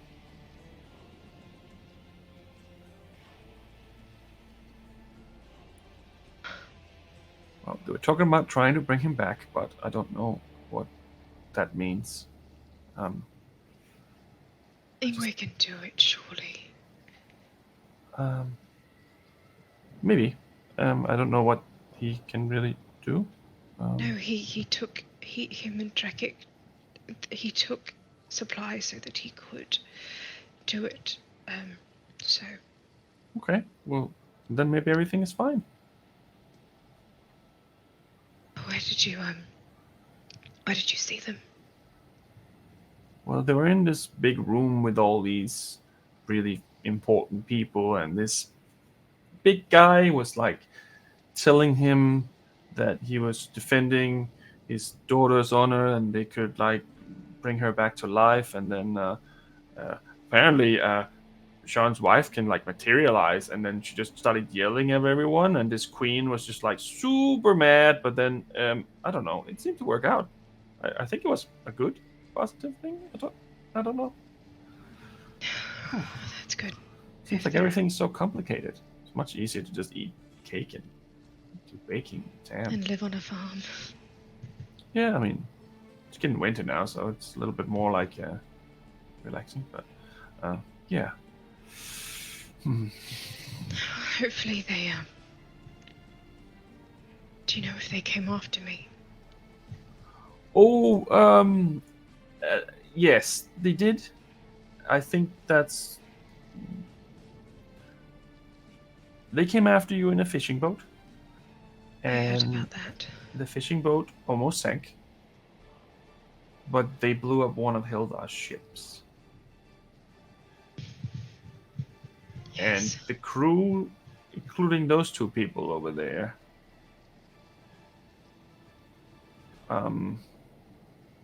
that's weird. They're supposed to be dead. Well, Heldar himself is supposed to be dead, but I think that these things have a way of working themselves out. Right. Okay. As far as I could gather, they killed everyone and blew up the ship. But seems like this Dreki dude kind of didn't make it. But they brought him back to wherever that weird Viking city was, and maybe they can work it out there. Yes, I'm sure they will. I'm sure that there's a way. I've been brought back. Sean's been brought back. Tam was brought back. Yeah. Sure there's a way to do it. Well, I'm not quite sure what they're doing, but I should probably go check on them just to make sure. Okay, but don't leave me for too long, please. I'll try to come back. Just hoist your sails, sis. I think that's what they say. Something like that.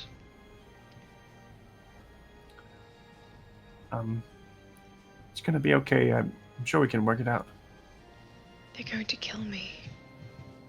Well, they're not gonna be able to do that if we kill them first. See how many people are on this ship, not to mention those on the island. I'm a dragon. You are a dragon. Okay, I gotta go. I gotta hurry. I just need to tell them everything I saw as soon as I can. Tell them that I love them.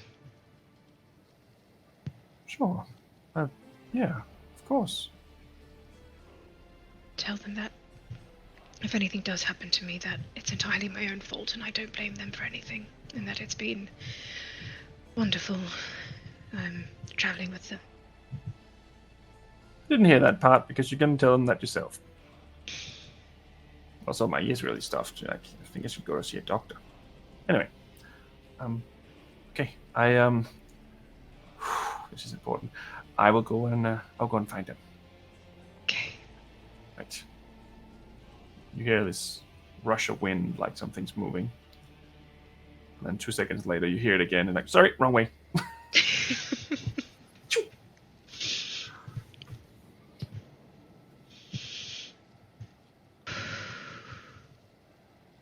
You're kind of left to your own demise there for... Your own demise. Well, you're getting baked in the sun right now, so I would say that is kind of qualifying. But I was healed to max hit points as well, so I'm feeling a lot better. Yes. So you're still on 1 point of exhaustion because that hasn't gone away. You are, however, getting very sunburned.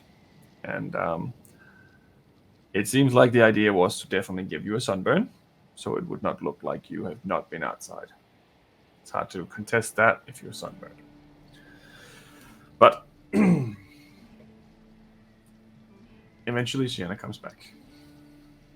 It's a little later in the evening. There's always been someone keeping an eye on you, and some people spitting at your direction and laughing at you and telling you stupid jokes and stuff.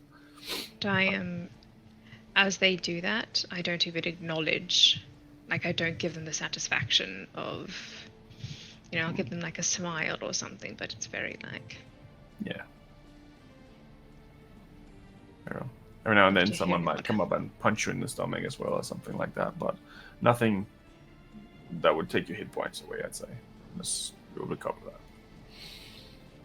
But she comes back after a little bit of time, and it seems like it's evening. See, the stars are starting to come out, and everyone seems to be doing their own thing, and there isn't a lot of people on the deck at the moment. There's further down towards where the captain controls the ship, there's maybe 20 guards or 20 people at least where you are in that general area there.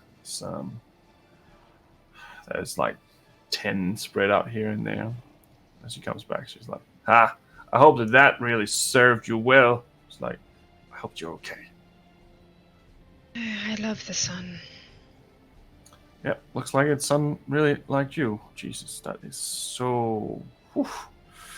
Okay, well, I'm gonna have to put you back now. She lifts it up, starts moving you back. Moves you down the stairs, and you enter this room again, and once again, the teeth like. But this time it seemed like there's been some meat or maybe a dead horse or something that's been left there, and it like swallows it and it just dissolves through the floor. And then she cuts away all this spit and saliva everywhere, and it's like, I fucking hate this shit. She pushes you into your room. What is that thing? I don't know. I'll try to ask around, but I have no clue really. It's pretty disgusting and nasty. What if that's how they feed the ship? Well, that, and then every time there's any kind of creatures in the water, it just kind of opens up the mouth and just. Oh, like a whale. Yeah, it also had these tentacle things. Anyway, right. Let's continue where we left off. Here, have some water. And she takes out the little, not the potion bottle, but she has a little, it's like a flask where you have like alcohol in it, and she gives that to you, but it's water. It's not alcohol this time. Okay. Well, we better get moving. We're running out of time. It seems like Hilda has made a trap for your friends, and I don't know what that means, but one of the ships is holding back. Hopefully your friends are going to be okay, but I can't tell you what they're doing. I don't know. So does that mean that there are only 2 left? No, they already left, so there's 3 ships now.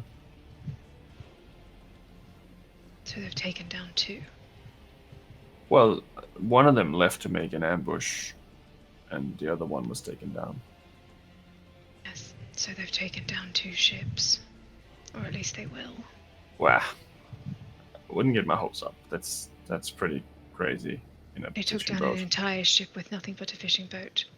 And I have a feeling that they've returned back to it now. Maybe. Reinforcements. But Skullface went with them on this, obviously, so I think that's going to be very tricky. She's pretty fucked up. I've seen her do some shit. No, she doesn't need to. She can talk to you in your brain. She's not fun. I've seen her throw another person off the ship using some kind of dark tentacle magic stuff. It's like, if there's one thing that they're scared of here, it's a fair fight. Well, you probably won't find that here in any resource. No. Anyway, let's keep moving. We don't have a lot of time. We're Do you know getting how there. much longer we've got until we dock? Well, I mean, considering that the 2 smaller ships is now not with us anymore, I'd say probably 2 days, maybe 3. So. I know we just passed Shannon and Kronos, so it makes sense. Yeah. Right. She pulls out the book again. She pulls you off so you can stand on your own, but you're like just kind of burning there in your own sunburn. I feel like I would be horrible. cooking alive. Yeah, you know how you feel when you have a sunburn and you're like almost like delusional because it's just so much stress on your body. It's kind of like that. So you have to make another investigation check, but this time with disadvantage because of the severe sunburn. I've been rolling with disadvantage anyway because of exhaustion. Oh, there you go. Doesn't matter then. I think, yeah. That's the first level, right? Disadvantage on all ability checks, yeah. Oh, so yeah, I've been rolling with disadvantage anyway. Perfect. That's fine. 13 plus 5, 14, 15, 18. Okay, it's not too bad. You go through this book and you see more of this stuff that doesn't really have anything to do with this. There isn't quite anything in this section that you can use. Majority of this seems to be in there for a purpose, of course, but not for this purpose. Not relevant for this purpose. It's a little frustrating because you are trying to read as much as possible, but there's nothing there that is relevant. So unfortunately, you don't get any more insight into what you can do at this point. And in the end, you can hear people walking around. It's like, I have to go. I've been here too long. Go. And she puts you back on the stake and runs off with the book once more.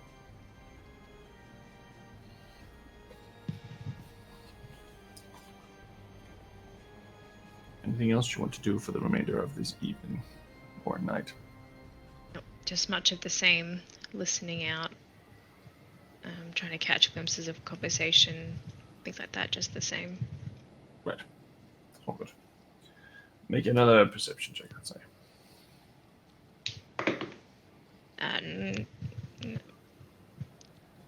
No, 8 total. Yeah, no, nothing. Nothing like that. You can feel it getting warmer, obviously. It's not so much snow. I definitely would not feel it getting warmer because I am on you're fire. burning, you're cooking. My brain is cooking inside my skull. I'd say you can probably feel your breath getting warmer, actually. Yeah. That's probably like a difference. Before it was a little chilly. Next morning comes, and once again, you are escorted by Sienna back to where you were on the ship, as it continues to give you a sunburn. You're very pasty red at the moment, so that is obviously a thing. And she does the same thing with her whip and try to pretend like everything is fine. She says, I think they're trying to ambush your friends today, so let's cross whatever fingers you can cross. I think I should be saying that to them. Well, I don't really have as much trust in your friends as you do, but yeah. That's all I have left. Just try not to get careless, try not to get caught, that's all. I'm just trying to keep my sanity. And me both. Can I tell how fast we're traveling? Good question. Let me look at the ship. You are traveling 800 feet per round. Holy shit. So 800 feet in 6 seconds. Fast. It's going very fast. And the sails aren't up. Jesus. But you also get that the sails doesn't probably do anything. Don't do anything. Yeah. The other ships behind is falling behind a bit. And then at some point it starts slowing down to around 600 feet maybe. And the others start catching up, but one of them is falling behind slightly. So not a lot happens during the first part of this day. You're just kind of cooking there. However, lucky for you, today is actually not that sunny. Today is a little clouded because there is a storm behind you. So you don't manage to get even worse sunburned, maybe a little, but not to another point of exhaustion, for instance. At the moment, you have been very lucky. Around midday comes, around 12. And then you can kind of wiggle a little bit so you can see left and right and stuff. You're not like completely in one pose. And you can see this little dot in front of you starts appearing, a little island. It seems to be coming closer and closer. You're still very far off, still might take a while to get there, but you can definitely see land masses. But around roughly 12. This individual scoots out of the water and lands right in front of you. And you can see that that is Captain Bloodbeard. And he looks like he has been pretty much chopped up and shot. One of his arms are in his hand. Jesus. And he's not bleeding. He looks like he's been in the water. He looks like that kind of swollen, like when a body's been in the water, like skin falls off slightly and stuff. He looks like that, but he still has this. He has this unnatural movement about him almost.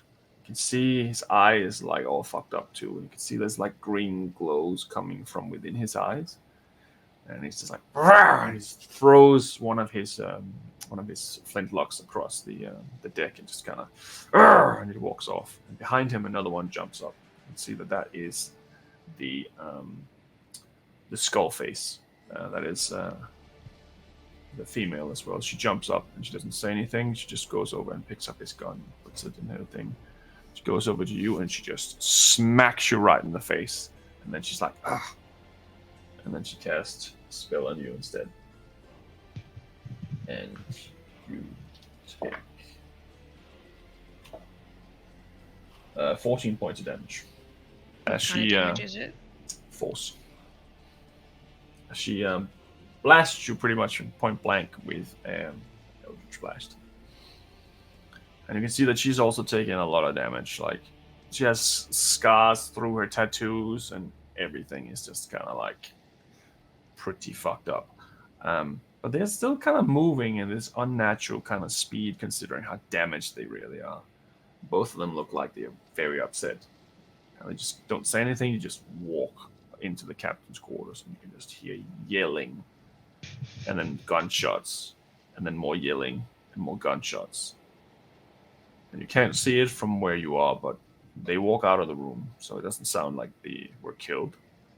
But there was definitely 6-7 shots fired.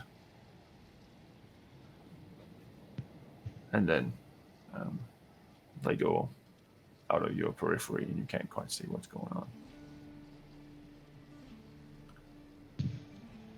You're not quite sure what that meant, but considering they came back, maybe it's not a bad sign. They're the only two that came back? Yes. After about 20 minutes after that happens, Yenna kind of walks off for a bit, and she kind of comes back, and she's like, well, seems like your friends are very capable. Seems like they took out another ship. Told you. Yeah. They're starting to get nervous now. I'm starting to get nervous now. We're getting closer. I think they're just getting angry. Angry people make mistakes. You're not wrong. Just hang in there. We still have maybe one more try before we get there. It's going to be hard now to claim unfavorable conditions considering you're sunburned, though. Not necessarily. Unfavorable conditions does not mean being trussed up and left to cook in the sun. Would you not consider that torture? Well, I think yes, but it's debatable if that's actually what happened. I think given the condition of my skin, it's fairly safe to assume. Maybe you could have had it before then, I don't know. I don't know what that plan is. Not considering how long it took to get here. And besides, with my skills as a healer, I would have been able to fix myself had I not been chained and manacled. So, arguing whether or not I had it beforehand is moot. But the chains and manacles is not a problem. That you're okay to be chained and manacled. It's Well, the yes, but whole I'm saying that I stick. could not have healed myself. No, but they wouldn't have wanted you to either. Yes, but They're if I supposed had to it keep you alive. But if I had it beforehand, I would have healed myself. But considering that I can't heal myself now means I must have gotten it now. Yeah, I'm not sure if that necessarily means anything. I don't know. I'm not a like lawyer or anything. It's just try to keep your head clear as much as you can. I'm gonna try again later today.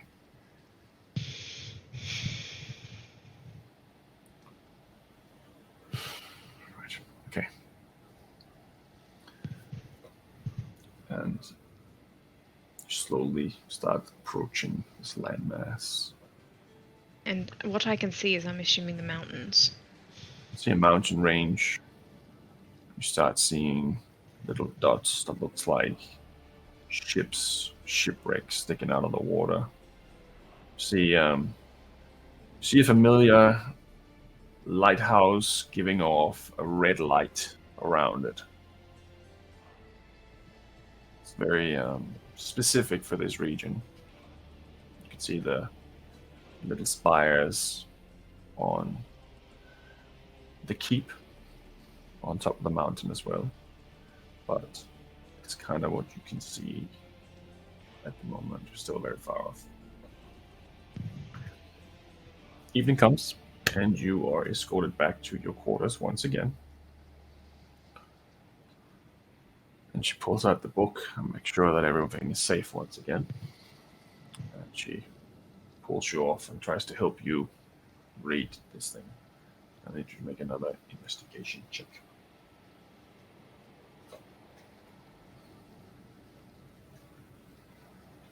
Double 19s. That's pretty good. What is the total? 25. No, what's my investigation? 24. 24.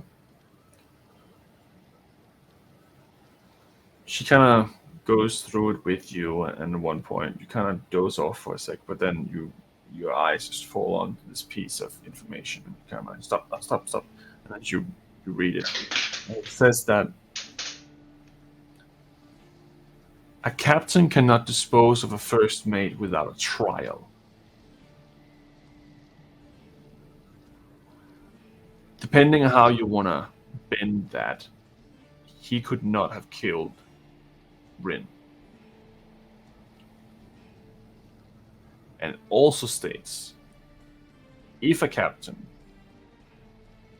does dispose of his first mate without a trial, that he then is no longer considered a captain in the laws of the sea. So he could not have been mutiny because there was nothing done against the captain, technically. Correct. Because after everything happened after he killed Rin. And on top of that, he broke the laws. So he is actually not in favor now of the law. Because he killed another crew member. In fact, he killed his first mate without a trial. Well, that means he doesn't have the status of pirate in the eye of the court The of the law, sea. yeah. If they're going to honor that, or if they're going to be corrupt, that's a whole different scenario. You don't know anything about that part. But written in text right there, it states the following, that yes, you blew up the ship. You blew up the ship after he killed Rin.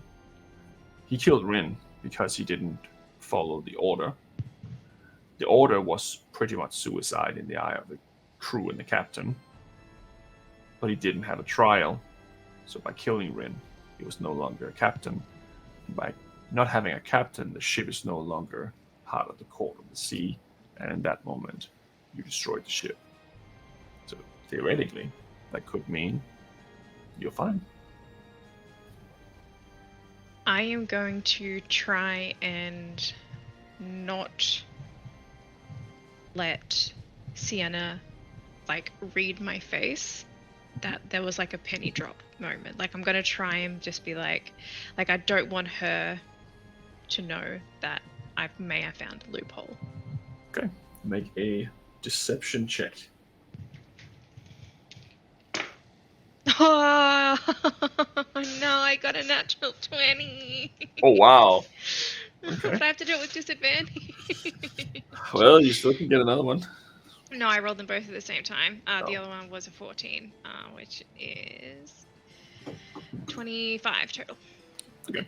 You can't quite figure out if she spotted it or not, because that's not quite what you were rolling for. But you hope to God she didn't. She doesn't react, at least, to what happened. And at some point she's like, I have to go. I'm sorry. I think they're gonna try to put me on like later shifts outside, so I'm not quite sure what that means, but hopefully they will. Actually, I'm gonna try something. Okay, I'm gonna try something. I'm gonna try to see if I can convince them that I should be with you when you're inspected, so I can make sure that the harbor master approves you. Right. So that might mean that I can get them to trust me a bit more if I lie for them and say that you have been outside and we have been fine. Well, I'm sure that as long as you're sure that it won't get you into trouble and that you're confident that you'll be able to convince them. I don't know. I can give it a go. Well. But that means that you're not going to go to jail, normal jail, necessarily. Depends on the harbor master. What do you mean, not normal jail? Well, I mean, you can just be held like this by Helda, or you can be put in the actual brig when we get there. Right. And the brig's better than this, but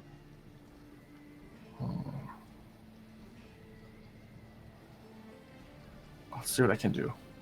It's complicated. Yes. Yeah. I'll try. Okay. Take care of yourself. Yes. She looks quite confused. She packs up all the stuff and she puts you back on the thing and she runs off. You can hear her like running up the stairs and she's kind of like excited almost, like she's very like eager. You don't hear any noise that gives you any idea of what else is going on the ship at the moment. You now burn through the 4th day. With the speed you're going, you might already arrive next morning, or the next afternoon at least.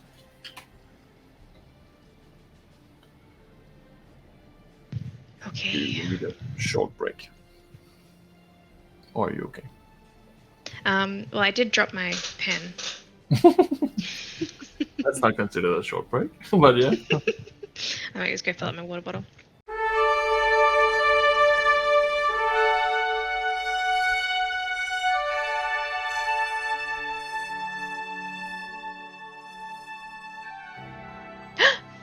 Oh my god, hi! Sorry, I totally didn't see you there. I was too busy hanging out in our Monsters of Mayhem Discord server.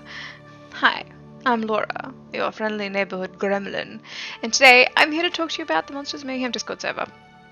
The Monsters of Mayhem Discord server can be found by typing !Discord over in the chat. Over at the Discord we do cool things, like tonight's one-shot. That's alright, the cast from today's one-shot were plucked from our Discord like an orphan off the street.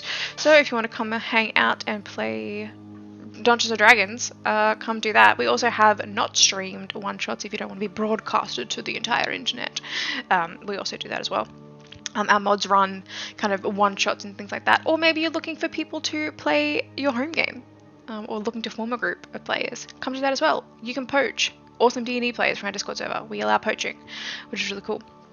Or maybe you're a gremlin, like me, who stays up way too late looking at the subtly glowing white screen, trying to finish quests in video games, and you are just left counting down the hours until you have to wake up in the morning, just constantly glancing at the clock and trying desperately to finish that quest before the timer runs out, and then you wonder why you're always tired because you stay up until the sunlight starts creeping through the window. If that's the case, we also have games nights every Tuesday. Come along and play group games with us. You also have the chance to win cool prizes, which is really cool, just for showing up. We have like a leaderboard, and if you show up, you get put directly on the leaderboard. And then if you're a pleasure to play with, or if you win the game, you get points, and those points count towards winning prizes, which is really cool. Or maybe you like dogs and cats and reptiles and llamas. I'm totally serious about the llamas. That's the thing. We have really cool photos of those all up on our Discord channel too. So come look at those. And food. Who doesn't like food? We have lots of photos of food. So if you like recipe ideas, come and hang out and look at those. And we also celebrate birthdays. If it's your birthday, we'll be like, oh, it's your birthday. You're awesome. We love you. So come and do that on our Discord channel as well. Or do you like dice? Can I tempt you with dice, maybe? We have this innate urge inside all of us as Dungeons & Dragons players or tabletop RPG players to collect dice and hoard them up like a dragon. And we post photos of those hoards and really pretty dice and links to where you can buy them if you want to strain your bank account. So come do that if you want to be tempted to blow your life savings. Maybe you play Dungeons & Dragons and have a really cool character concept, or tabletop RPG, really cool character concepts, and you want to share those character concepts with people who will totally nerd out with you about those. Come do that. Or maybe you have a home game and you have this really cool plot point that you want to talk about. Come do that. We really want to hear those stories as well. Just don't let Tom hear any of them because we don't want to give him any ideas, because for reasons. So yeah. Come hang out in the Discord server. Lots of really cool people. We're all really friendly. And if you're not friendly, you get a ban. So it's moderated. It's really active. Come hang out with us. We really want to hang out with you. So yeah, do that. Hang out with us. That's it. That's the ad. That's all I have to talk about. I mean, I can keep talking if you want me to. Do you want me to keep talking? I can. What can I talk about? I can talk about that. Oh, that weird growth that I found living under our kitchen sink. That's a cool story. Oh, or I can tell you the story about how Tom found rats and they were like stealing his forks, which is apparently a true story. Like the fork thief. That's really cool. Or I could talk about the time in the campaign where we realized that the big bad evil guy all along was actually this guy named...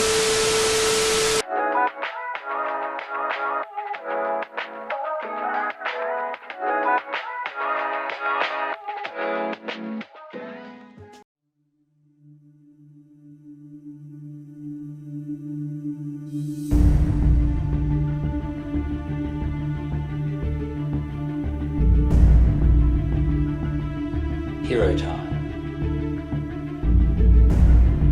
Yes, charge is not quite the word for stealthing, but alright. Well, he does look to be a little asleep. Why does this always happen to me, Boggin?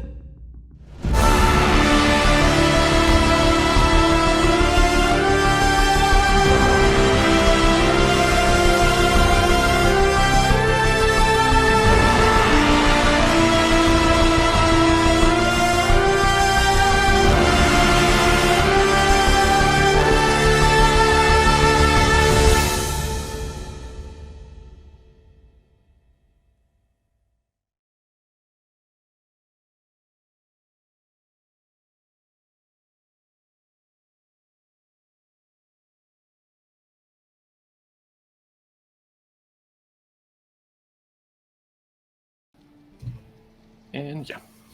So we're back after a short break. So,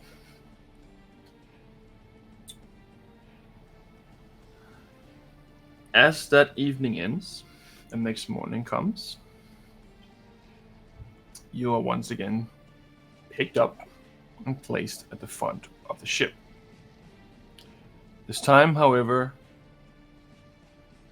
the metal bar is removed and you are actually attached to the mast instead. So for the first time in the last 4 days, you can stand on your own. And my legs, are my arms tied behind me now? They are attached up against the side of the mast still. Right. But you can move your arms around like that. You're not like stretched out as before. I'm still going don't to have continuously much move use. my fingers to keep the Yep. blood, because if it's like this, then the blood's going to be coming down, so I'm just going to keep doing this. Yeah, so you can move your fingers and you can move most of your body, but you're still kind of attached to this thing, so it's a little hard to just get out of it. And I'm you not can't. hanging now. Yeah, you would have trouble like making spill things as you're stuck in that position because it's just awkward enough to not be able to. Also, this thing is gonna stop you from casting magic anyway. But it's just uncomfortable enough to be annoying, but not hurt. Which is a nice upgrade. Very nice. Lifestyle upgrade. accommodation. Yeah. So as you are standing there, she's continuing to use her whippets and just kind of whispers to you. He said that it's fine if I'm gonna be the one to be there when he comes to check you. You can complain all you want. That's fine if you want to. But I'm gonna lie and be on their side, just so you're aware. Why?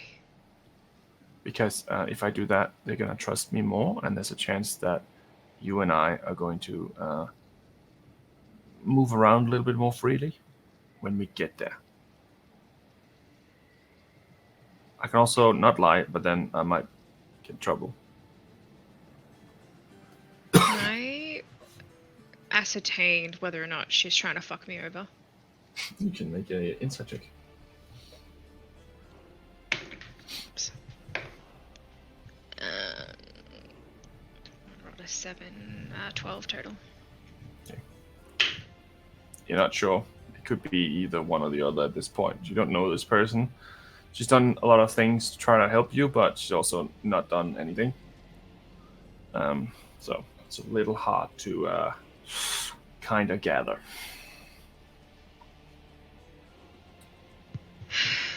Okay, I'll follow your lead. Okay. I'll try to make it seem like I'm on their side, and then just kind of, if that happens, they might be more inclined to not have an issue. If you're in another space than theirs, there's a chance that they're just going to be hanging around you all the time. But Yes. this way, maybe make it work. I'm not sure what the plan is yet, but I just don't know. I don't know if we're gonna have more time with the book yet. I'll try to see if I can do it tonight, but I think we're gonna arrive later today, so I don't quite know if we have the time. It's all right. You've done a lot to help me, and I can't ask for more at this point without putting yourself in danger. Right. Okay. And she just stands there and continues, and she's like very deep in her own thoughts, it seems. And at one point, she gets called over and she walks away. It seems like she's talking to Hilda. And you can make an insight check to see what you can kind of ascertain for that conversation.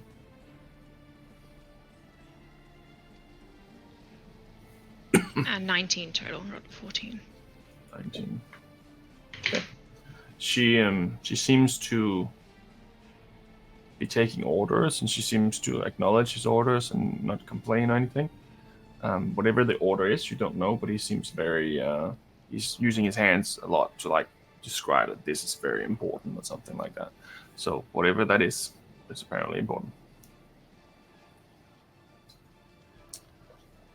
As you get closer to the region of Dragonthorn. You start seeing wreckages of broken down ships, floating barrels of explosive devices, cannon towers built on cliffs or on reefs or on top of broken ships. Manned. Seems to be crews specifically sent to make sure no one gets in here. It is a maze of broken ships, reefs, explosive devices, false reefs that looks like they are painted to look like they are not as deep as they normally would. Some places you see clusters of coral just sticking out of the water, like almost like the sea itself just shaped this spire, and then a cannon tower built inside the cluster of this. Seems like this is very much a death trap to anyone who doesn't know what to do. And you know what's about to happen, but as you look back, you see Captain Hilda starting to place a blindfold on himself as he begins to navigate into the Ripe, as it's called. You know that captains who navigate these waters have been trained to ignore what they see, ignore what they hear, and only feel. They've been trained to feel the way into the dock, because that's the only way to know how to find the right track in this labyrinth of death. If you don't know, you are never going to guess it. If someone teaches you, they have to teach you while you are blindfolded as well. So it's very tricky. That's why this island still exists and no one has ever invaded it, because there's literally an entire carcass of ships around it that just covers it in death. In a straight line, it would most likely take another hour. It takes 5. 5 hours to navigate this shallow labyrinth of danger. The course itself is hard to guess, hard to see. Sometimes it shifts. Sometimes a barrel floats in the way and they have to wait for it to pass. Sometimes another ship is doing something similar in front or behind it, and it just slows everything down. At one point, you hear a giant explosion behind you as one of these ships makes a mistake. It's not one of Hilda's ship, it's another ship.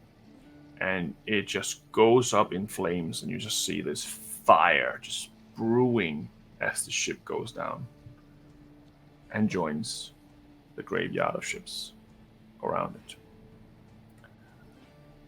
After that happens, you see a few boats go out from their hiding spots between these wreckages, and it looks like while this ship is going down, there's a few people who are casting control water to make sure the ship lands in the right spot as it goes down. They don't help any of the people that are drowning right now.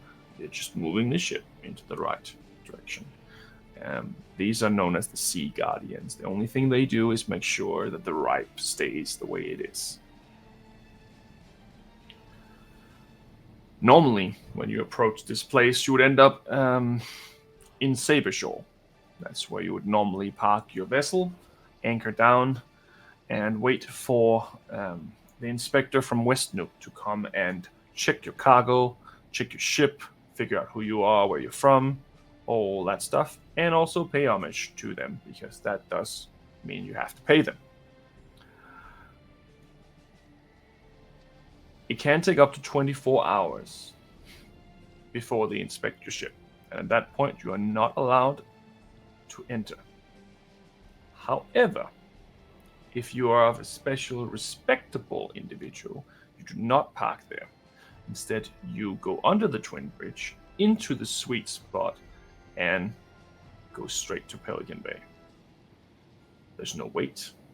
There is still an inspection. It doesn't take 24 hours. And that is what they're doing. They seem to be heading towards the sweet spot and parking in Pelican Bay. All three of their ships spread out within this little bay. And there's a few sites of different things that you are used to seeing from the times you have been here. One is the giant building, which is the Court of the Sea, which you're guessing that you're heading, which is conveniently right next to the gallows, which you also might be heading. Majority of this is just a city. It has its own life. It has its own essence. So many different things to visit and see here. You've been to many of them. But that's not really what comes to mind right now. What comes to mind is that in a few moments, you're going to be on land for the first time in days. And you don't know if you can trust this individual, but she's the one who has to not vouch for you. In some sort of weird plan to help you.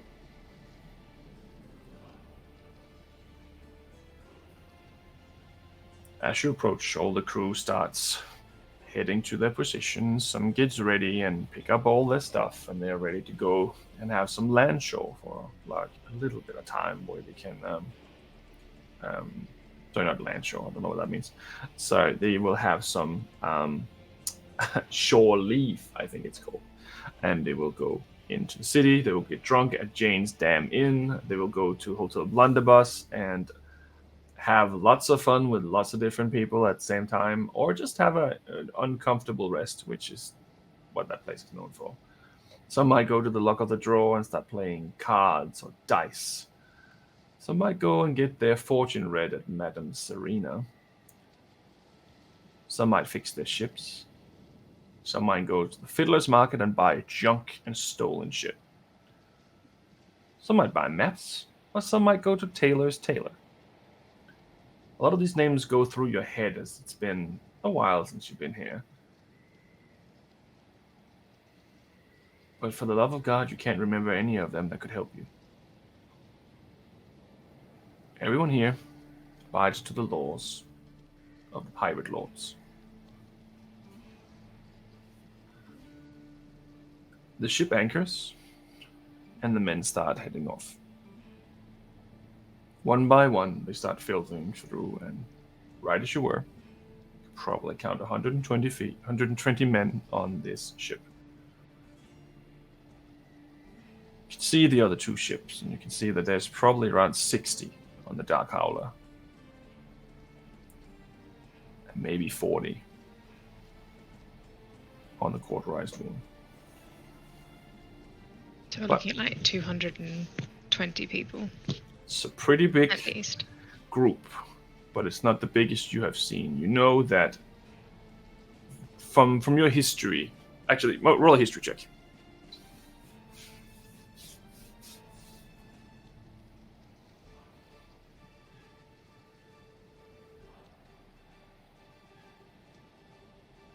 $18 total. Okay, you would know from your history that one of these pirate lords have 7 ships under her command. I think it was 7. Let me just check.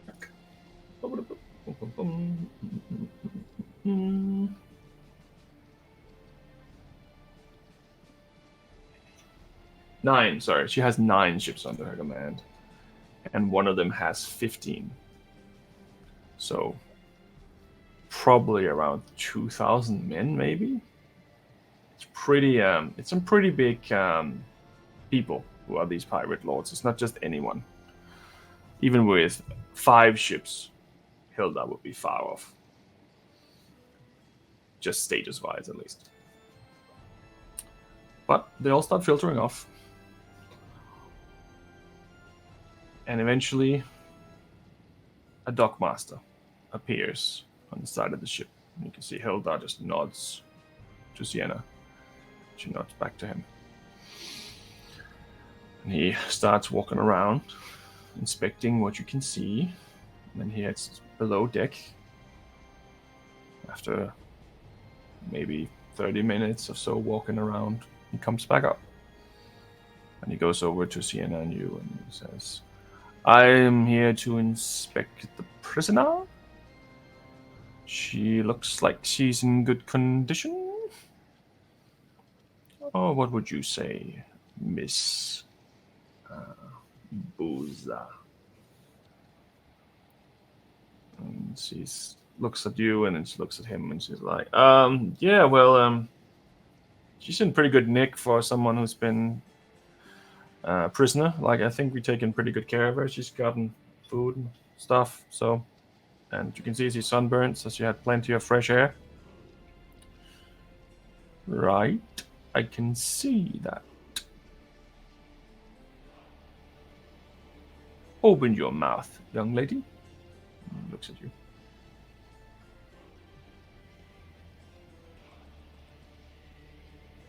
Oh, there's a few teeth missing, though. You see Sienna, she's like freaking out. I think she fell when we apprehended her. Right. All right. I am curious where she lost her teeth. Anyway, that's not a story. Anyway, Right. So you're considering that she is in good condition. She's kept all right. Yeah, I think that this is the bare minimum, but she's not in any bad condition, I think. Right. What about you, young lady? What do you think? Do you think that they have taken good care of you while on this vessel? Good care is a subject term. Suppose you and I might have differing opinions as to what good care is. Right. Did you get fed? Yes. Did you get fresh air? Yes.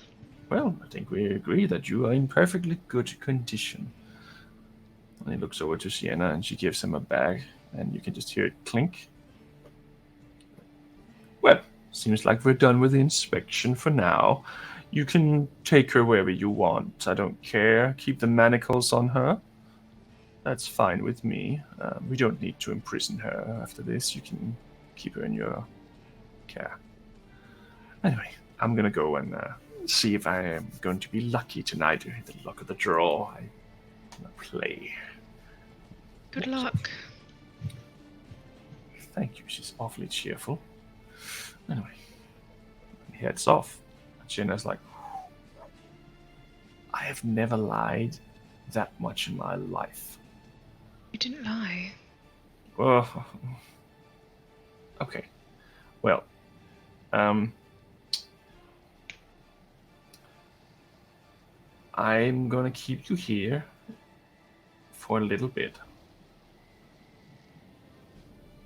But I don't know if we should look at the book again just to give you some more time.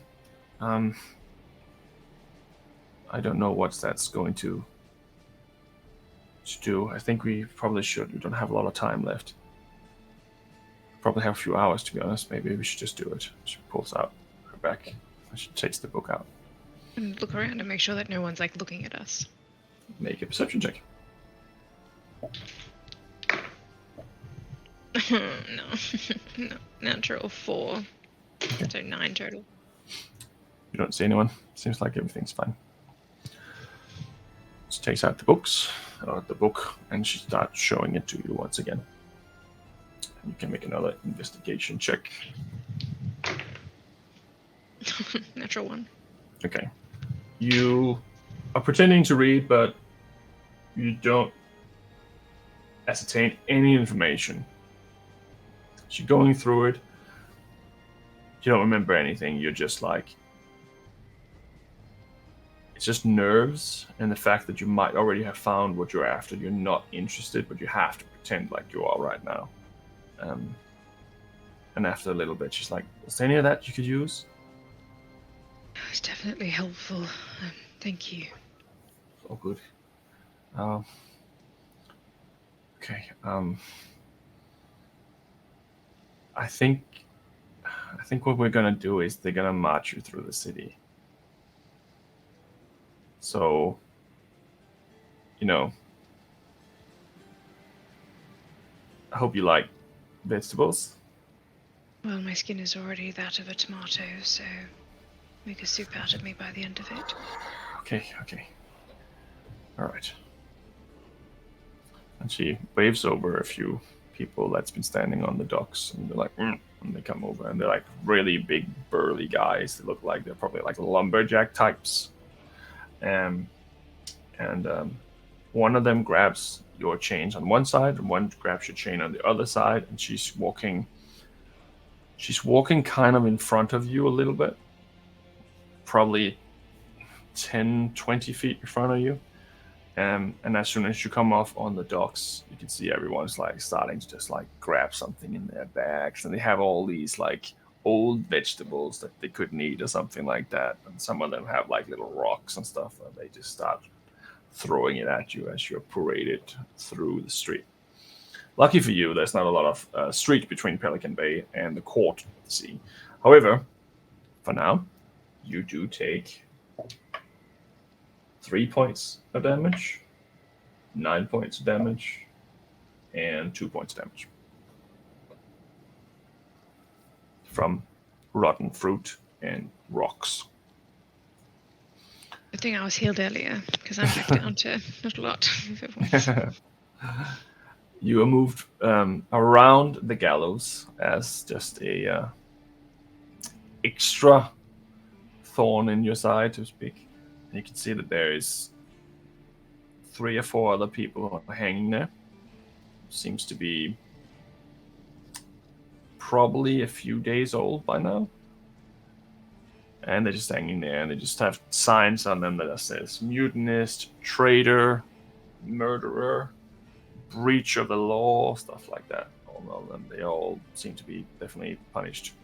I look up at the person who's got my chains on one side and goes, "Oh, look at that, looks like I've got a flush." He just looks at you and he's like, "It's awfully cheerful, huh?" "Yeah." And he just punches you right in the face. I think a 17 would hit you. Mm-hmm. I'm not wearing any armor, so Yeah, you take 6 points of bludgeoning damage. I'm barely hanging on. Keep laughing. Keep making jokes. I like it. You're funny. I try my hardest. He'll punch you again. I think, well, I mean, you don't really have a lot of armor on, so would an armor I class think 13 hit? my base is the 10, right? Oh, no, 11. You have your dex still. No, kind of. Oh, yes, 12, 13, 14, 15 is my base then. 15 is your base? Oh, no, wait, what's the base? Oh, it's 11 plus 3, so 14. 14. Okay, so he would miss you with 13, but he will try again. That's an 18, so he would hit you again for 3 points of bludgeoning damage. Mm-hmm. Like I said, keep making jokes. You're funny. That's what I thought. You kept You do moving you around. think. He'll punch you again. That is a 15 for 4 points of damage. Still standing. Got anything else to say? Got anything more witty to come out of your mouth? Oh, I could, but I think most of it would be lost on you. Okie dokie. He gives you a headbutt this time, but misses. I mean, I'd say he probably does hit. It's pretty hard to miss, but he just doesn't give you any damage from it. You just feel his like sweaty face just pouring all over yours. Like, yeah. I'm gonna have fun with this one, I think. All right, hold her. And he grabs something next to the gallows. You can't quite see where it is where you are, but then he pulls out a branding iron. And he's like just waving it in front of your face. And this brand itself, you can see it just says traitor. That's all it says in common, just traitor. And he's like, left or right? Which one should I pick? Maybe right across the forehead. All right. And then he pretends to put it down, and then he grabs your arm and he just pounces it into your arm. Which arm? That would be the one without the tattoo. So that would be your left arm, I think. I think it's on our right arms. Yeah, No, it's on our left arms because Sean has right arm cut off, and it was the one without the tattoo on it. So it would be my right arm that he brands it on. Puts it in your right arm, and you take. I guess you take 6 points of fire damage, but you're now branded with the words traitor on your arm. And this will not go away, even if healed. Cool. And he puts it back. Do you want another one? It's on the house. Look down at it. I'm just like, been to court yet? But you seem to be dealing the judgment early. Hey, it's a free tattoo. Souvenir, I suppose. Something to remember you by. Well, I wouldn't want you leaving wanting. And he knees you in the groin for 17 to hit. That hits. And you take 5 points of bludgeoning damage to your groin. And even as a female, that would hurt a lot. And he pushes you a little bit, and they pull you into the court of the sea. Lucky, because I'm down to 1. That was my last. That's lucky. That's lucky. I'm rolling d6s here too. Like that's. Yeah, or 1 hit point left. That's so funny now, are you? He pushes you forward, and you're pulled into the court of the sea. And as you walk in, it actually looks pretty much like a courtroom. Like, you're surprised. There's a few things that stands out, obviously. You haven't been in here before because people try to avoid this like the plague. No one wants to go in there. They want to stand in front of the gallows to see the judgment, but they don't want to see the courtroom drama because people are scared to be pulled into something. Because people sometimes, when they have these courtroom dramas, they're like, but I did this, but this person did this. And then suddenly they see someone who's done some real shit, and they just point him out, and then everything just goes to shit. There's been a lot of people who's been shot in the court of the sea, you know that? There's a lot of these courtroom dramas that has simply just ended on the floor. But for the majority of the time, yeah, they try at least to put people in the gallows as much as they can. But some people have been put in the gallows after they've actually been shot. But it's a flavor thing. But they pull you into this. You go into the actual courtroom where the court normally is set. At this point, it's actually pretty empty. It is a large, round room. The floor itself is the compass with all the cardinal directions. It's painted, very detailed. It is humbling how big this room is and for what this is used for. So you know when you have these ships and you have like this little place on, I don't know what it's called because I'm not a genius, but on top of the ship where you have the captain with the steering. Balconies everywhere around you are made into that with steering rudders or whatever they're called. Everywhere sticking out, and you get that's probably like each crew could probably say, I want a booth, and then they go in there and then the captain stands in front and stuff if they wanted to watch something. People do sometimes watch things, but anyone who has anything to hide do not come in there. So it's often very empty, but it has this function, and in some cases everyone goes there for meetings too. At this point, the majority is empty. There is a little halfling in there who seems to be sitting on a little chair that he's pulled out from one of the walls, and he's just sitting in the middle of the room, and he's just just eyeing you as you come in. He has these little spectacles and this little green vest and this blue shirt. It's very mixed matched in colors. His pants is purple. It's very, very colorful. And he has like 6 earrings in one ear, but no earrings in the other. And he has a little book. And as these two people approach, Sienna is also there. And you can feel someone eyeing you. You can feel something. You look up on one of the balconies, you see another individual that you haven't seen before. It looks like he's pretty ordinarily dressed. If you consider that this is a pirate place, he has like a white shirt. He has like a red scarf around his stomach, like a sash. He has very short hair and also little spectacles.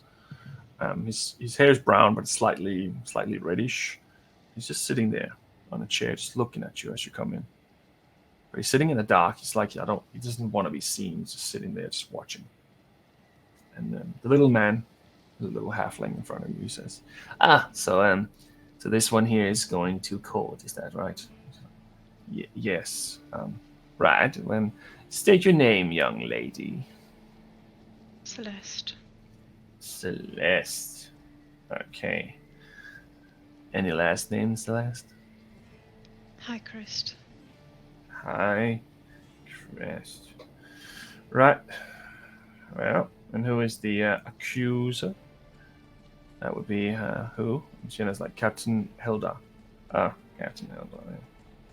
That's interesting. We haven't had one of these ones before. From him, he hopefully takes care of it. Interesting. And what is the charge? Mutiny. Ooh, interesting. It's always one to get people excited, isn't it? Anyway. Alright. Tomorrow at noon. Enjoy your stay. Right. And he nods to the guards and they kind of walk off. And Sienna's like, is there anything that would stop me from just like, putting her somewhere else than here? Or they're like, yeah, I think you should just keep it cool, lady.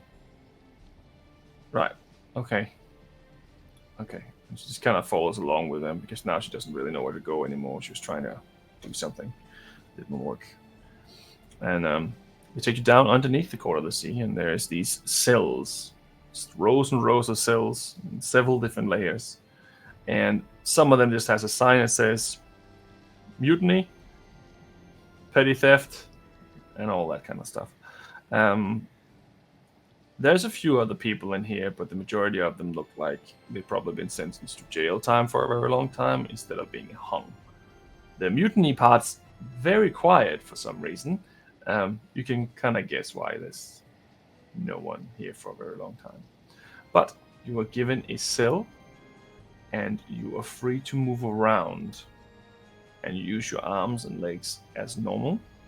You don't have a bed, but you do have a floor.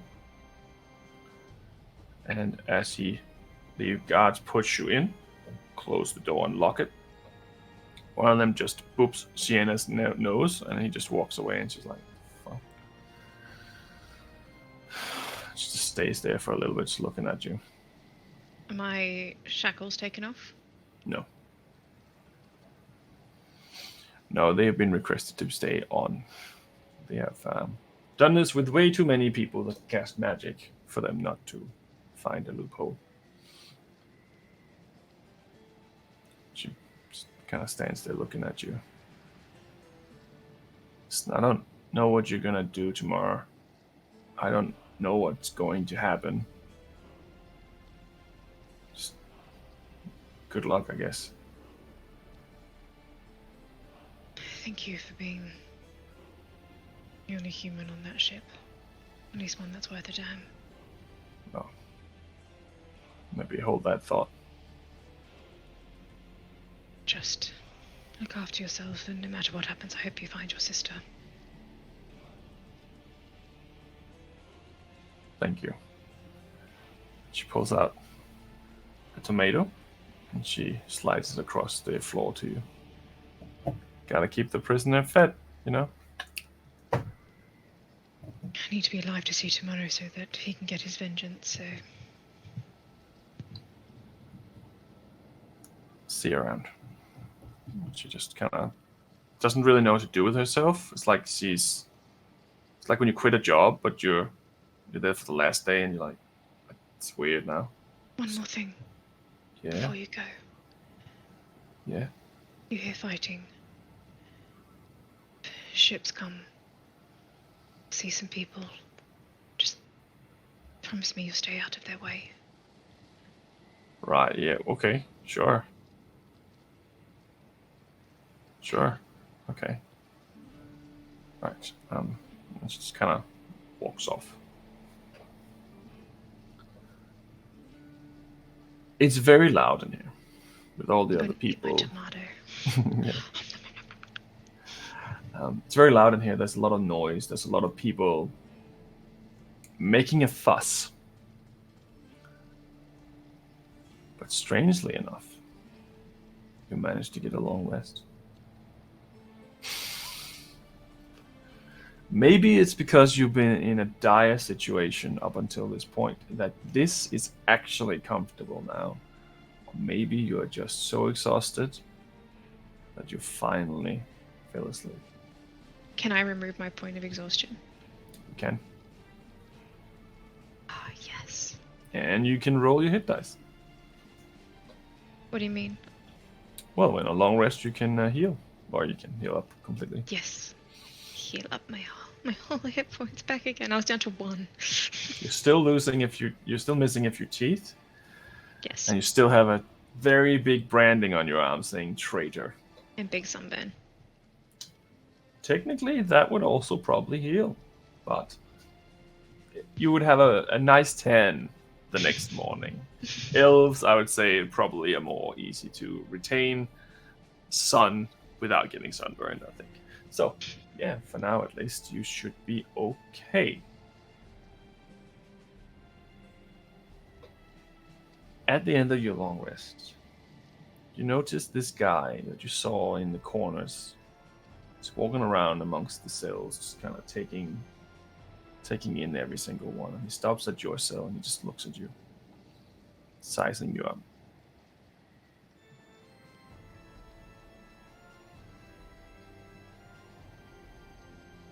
Just stands there watching you. He doesn't say anything. You down here for entertainment or? It's always good to have a look at the prisoners before their trial. Have you had a chance to look at your laws? Not as much as I would have liked, but I suppose it's up to the courts to decide.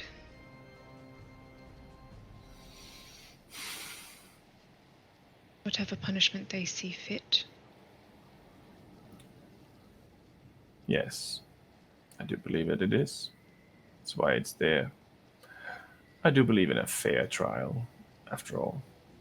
Pulls out a little book, like a tiny version of the book, Court of the Sea. He hands it to you.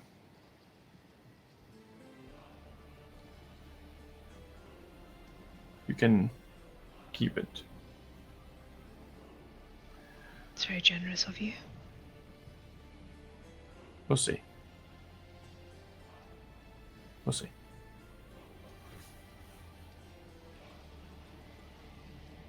You're a curious one. Did you say that? I haven't seen many of your kind here. Many Ladrin. Many Fae. No, it's a wanton place to be sure, but you may have noticed that traveling between our realms is not possible and has not been for many years, so anyone who wants to come can't. Exactly. I've seen a few, but not here. Interesting. Very interesting. How do you find it so? Good luck for what it's worth. I appreciate that.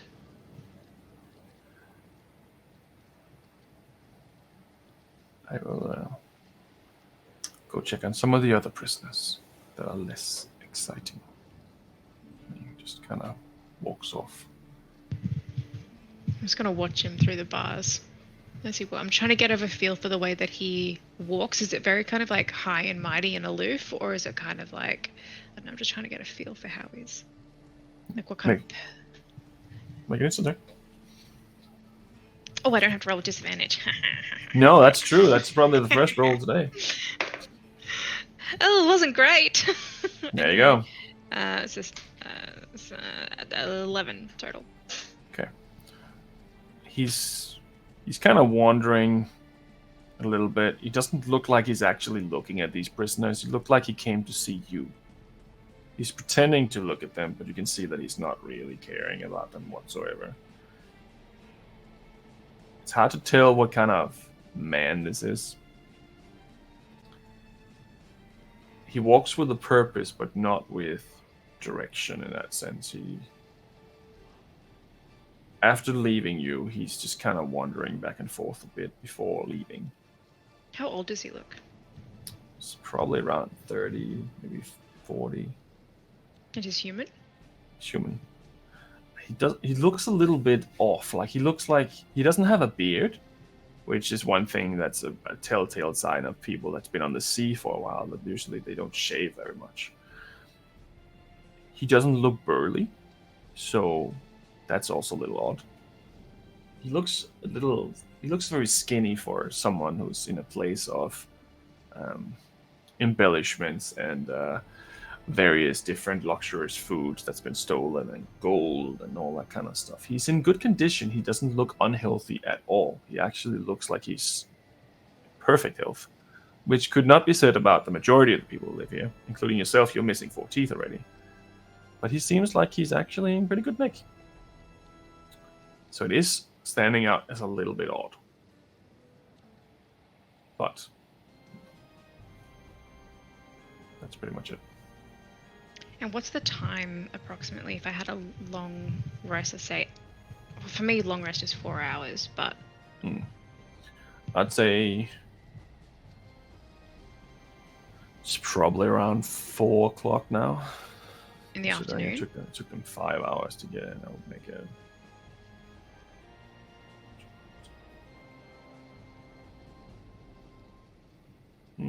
Yeah, about 4. So I'm going to sit down in the corner and just read that book cover to cover until something happens, someone comes, someone does something. If I'm just left in that cell by myself, I'm just going to sit down and read that book cover to cover. Okay. Make one last investigation check for me.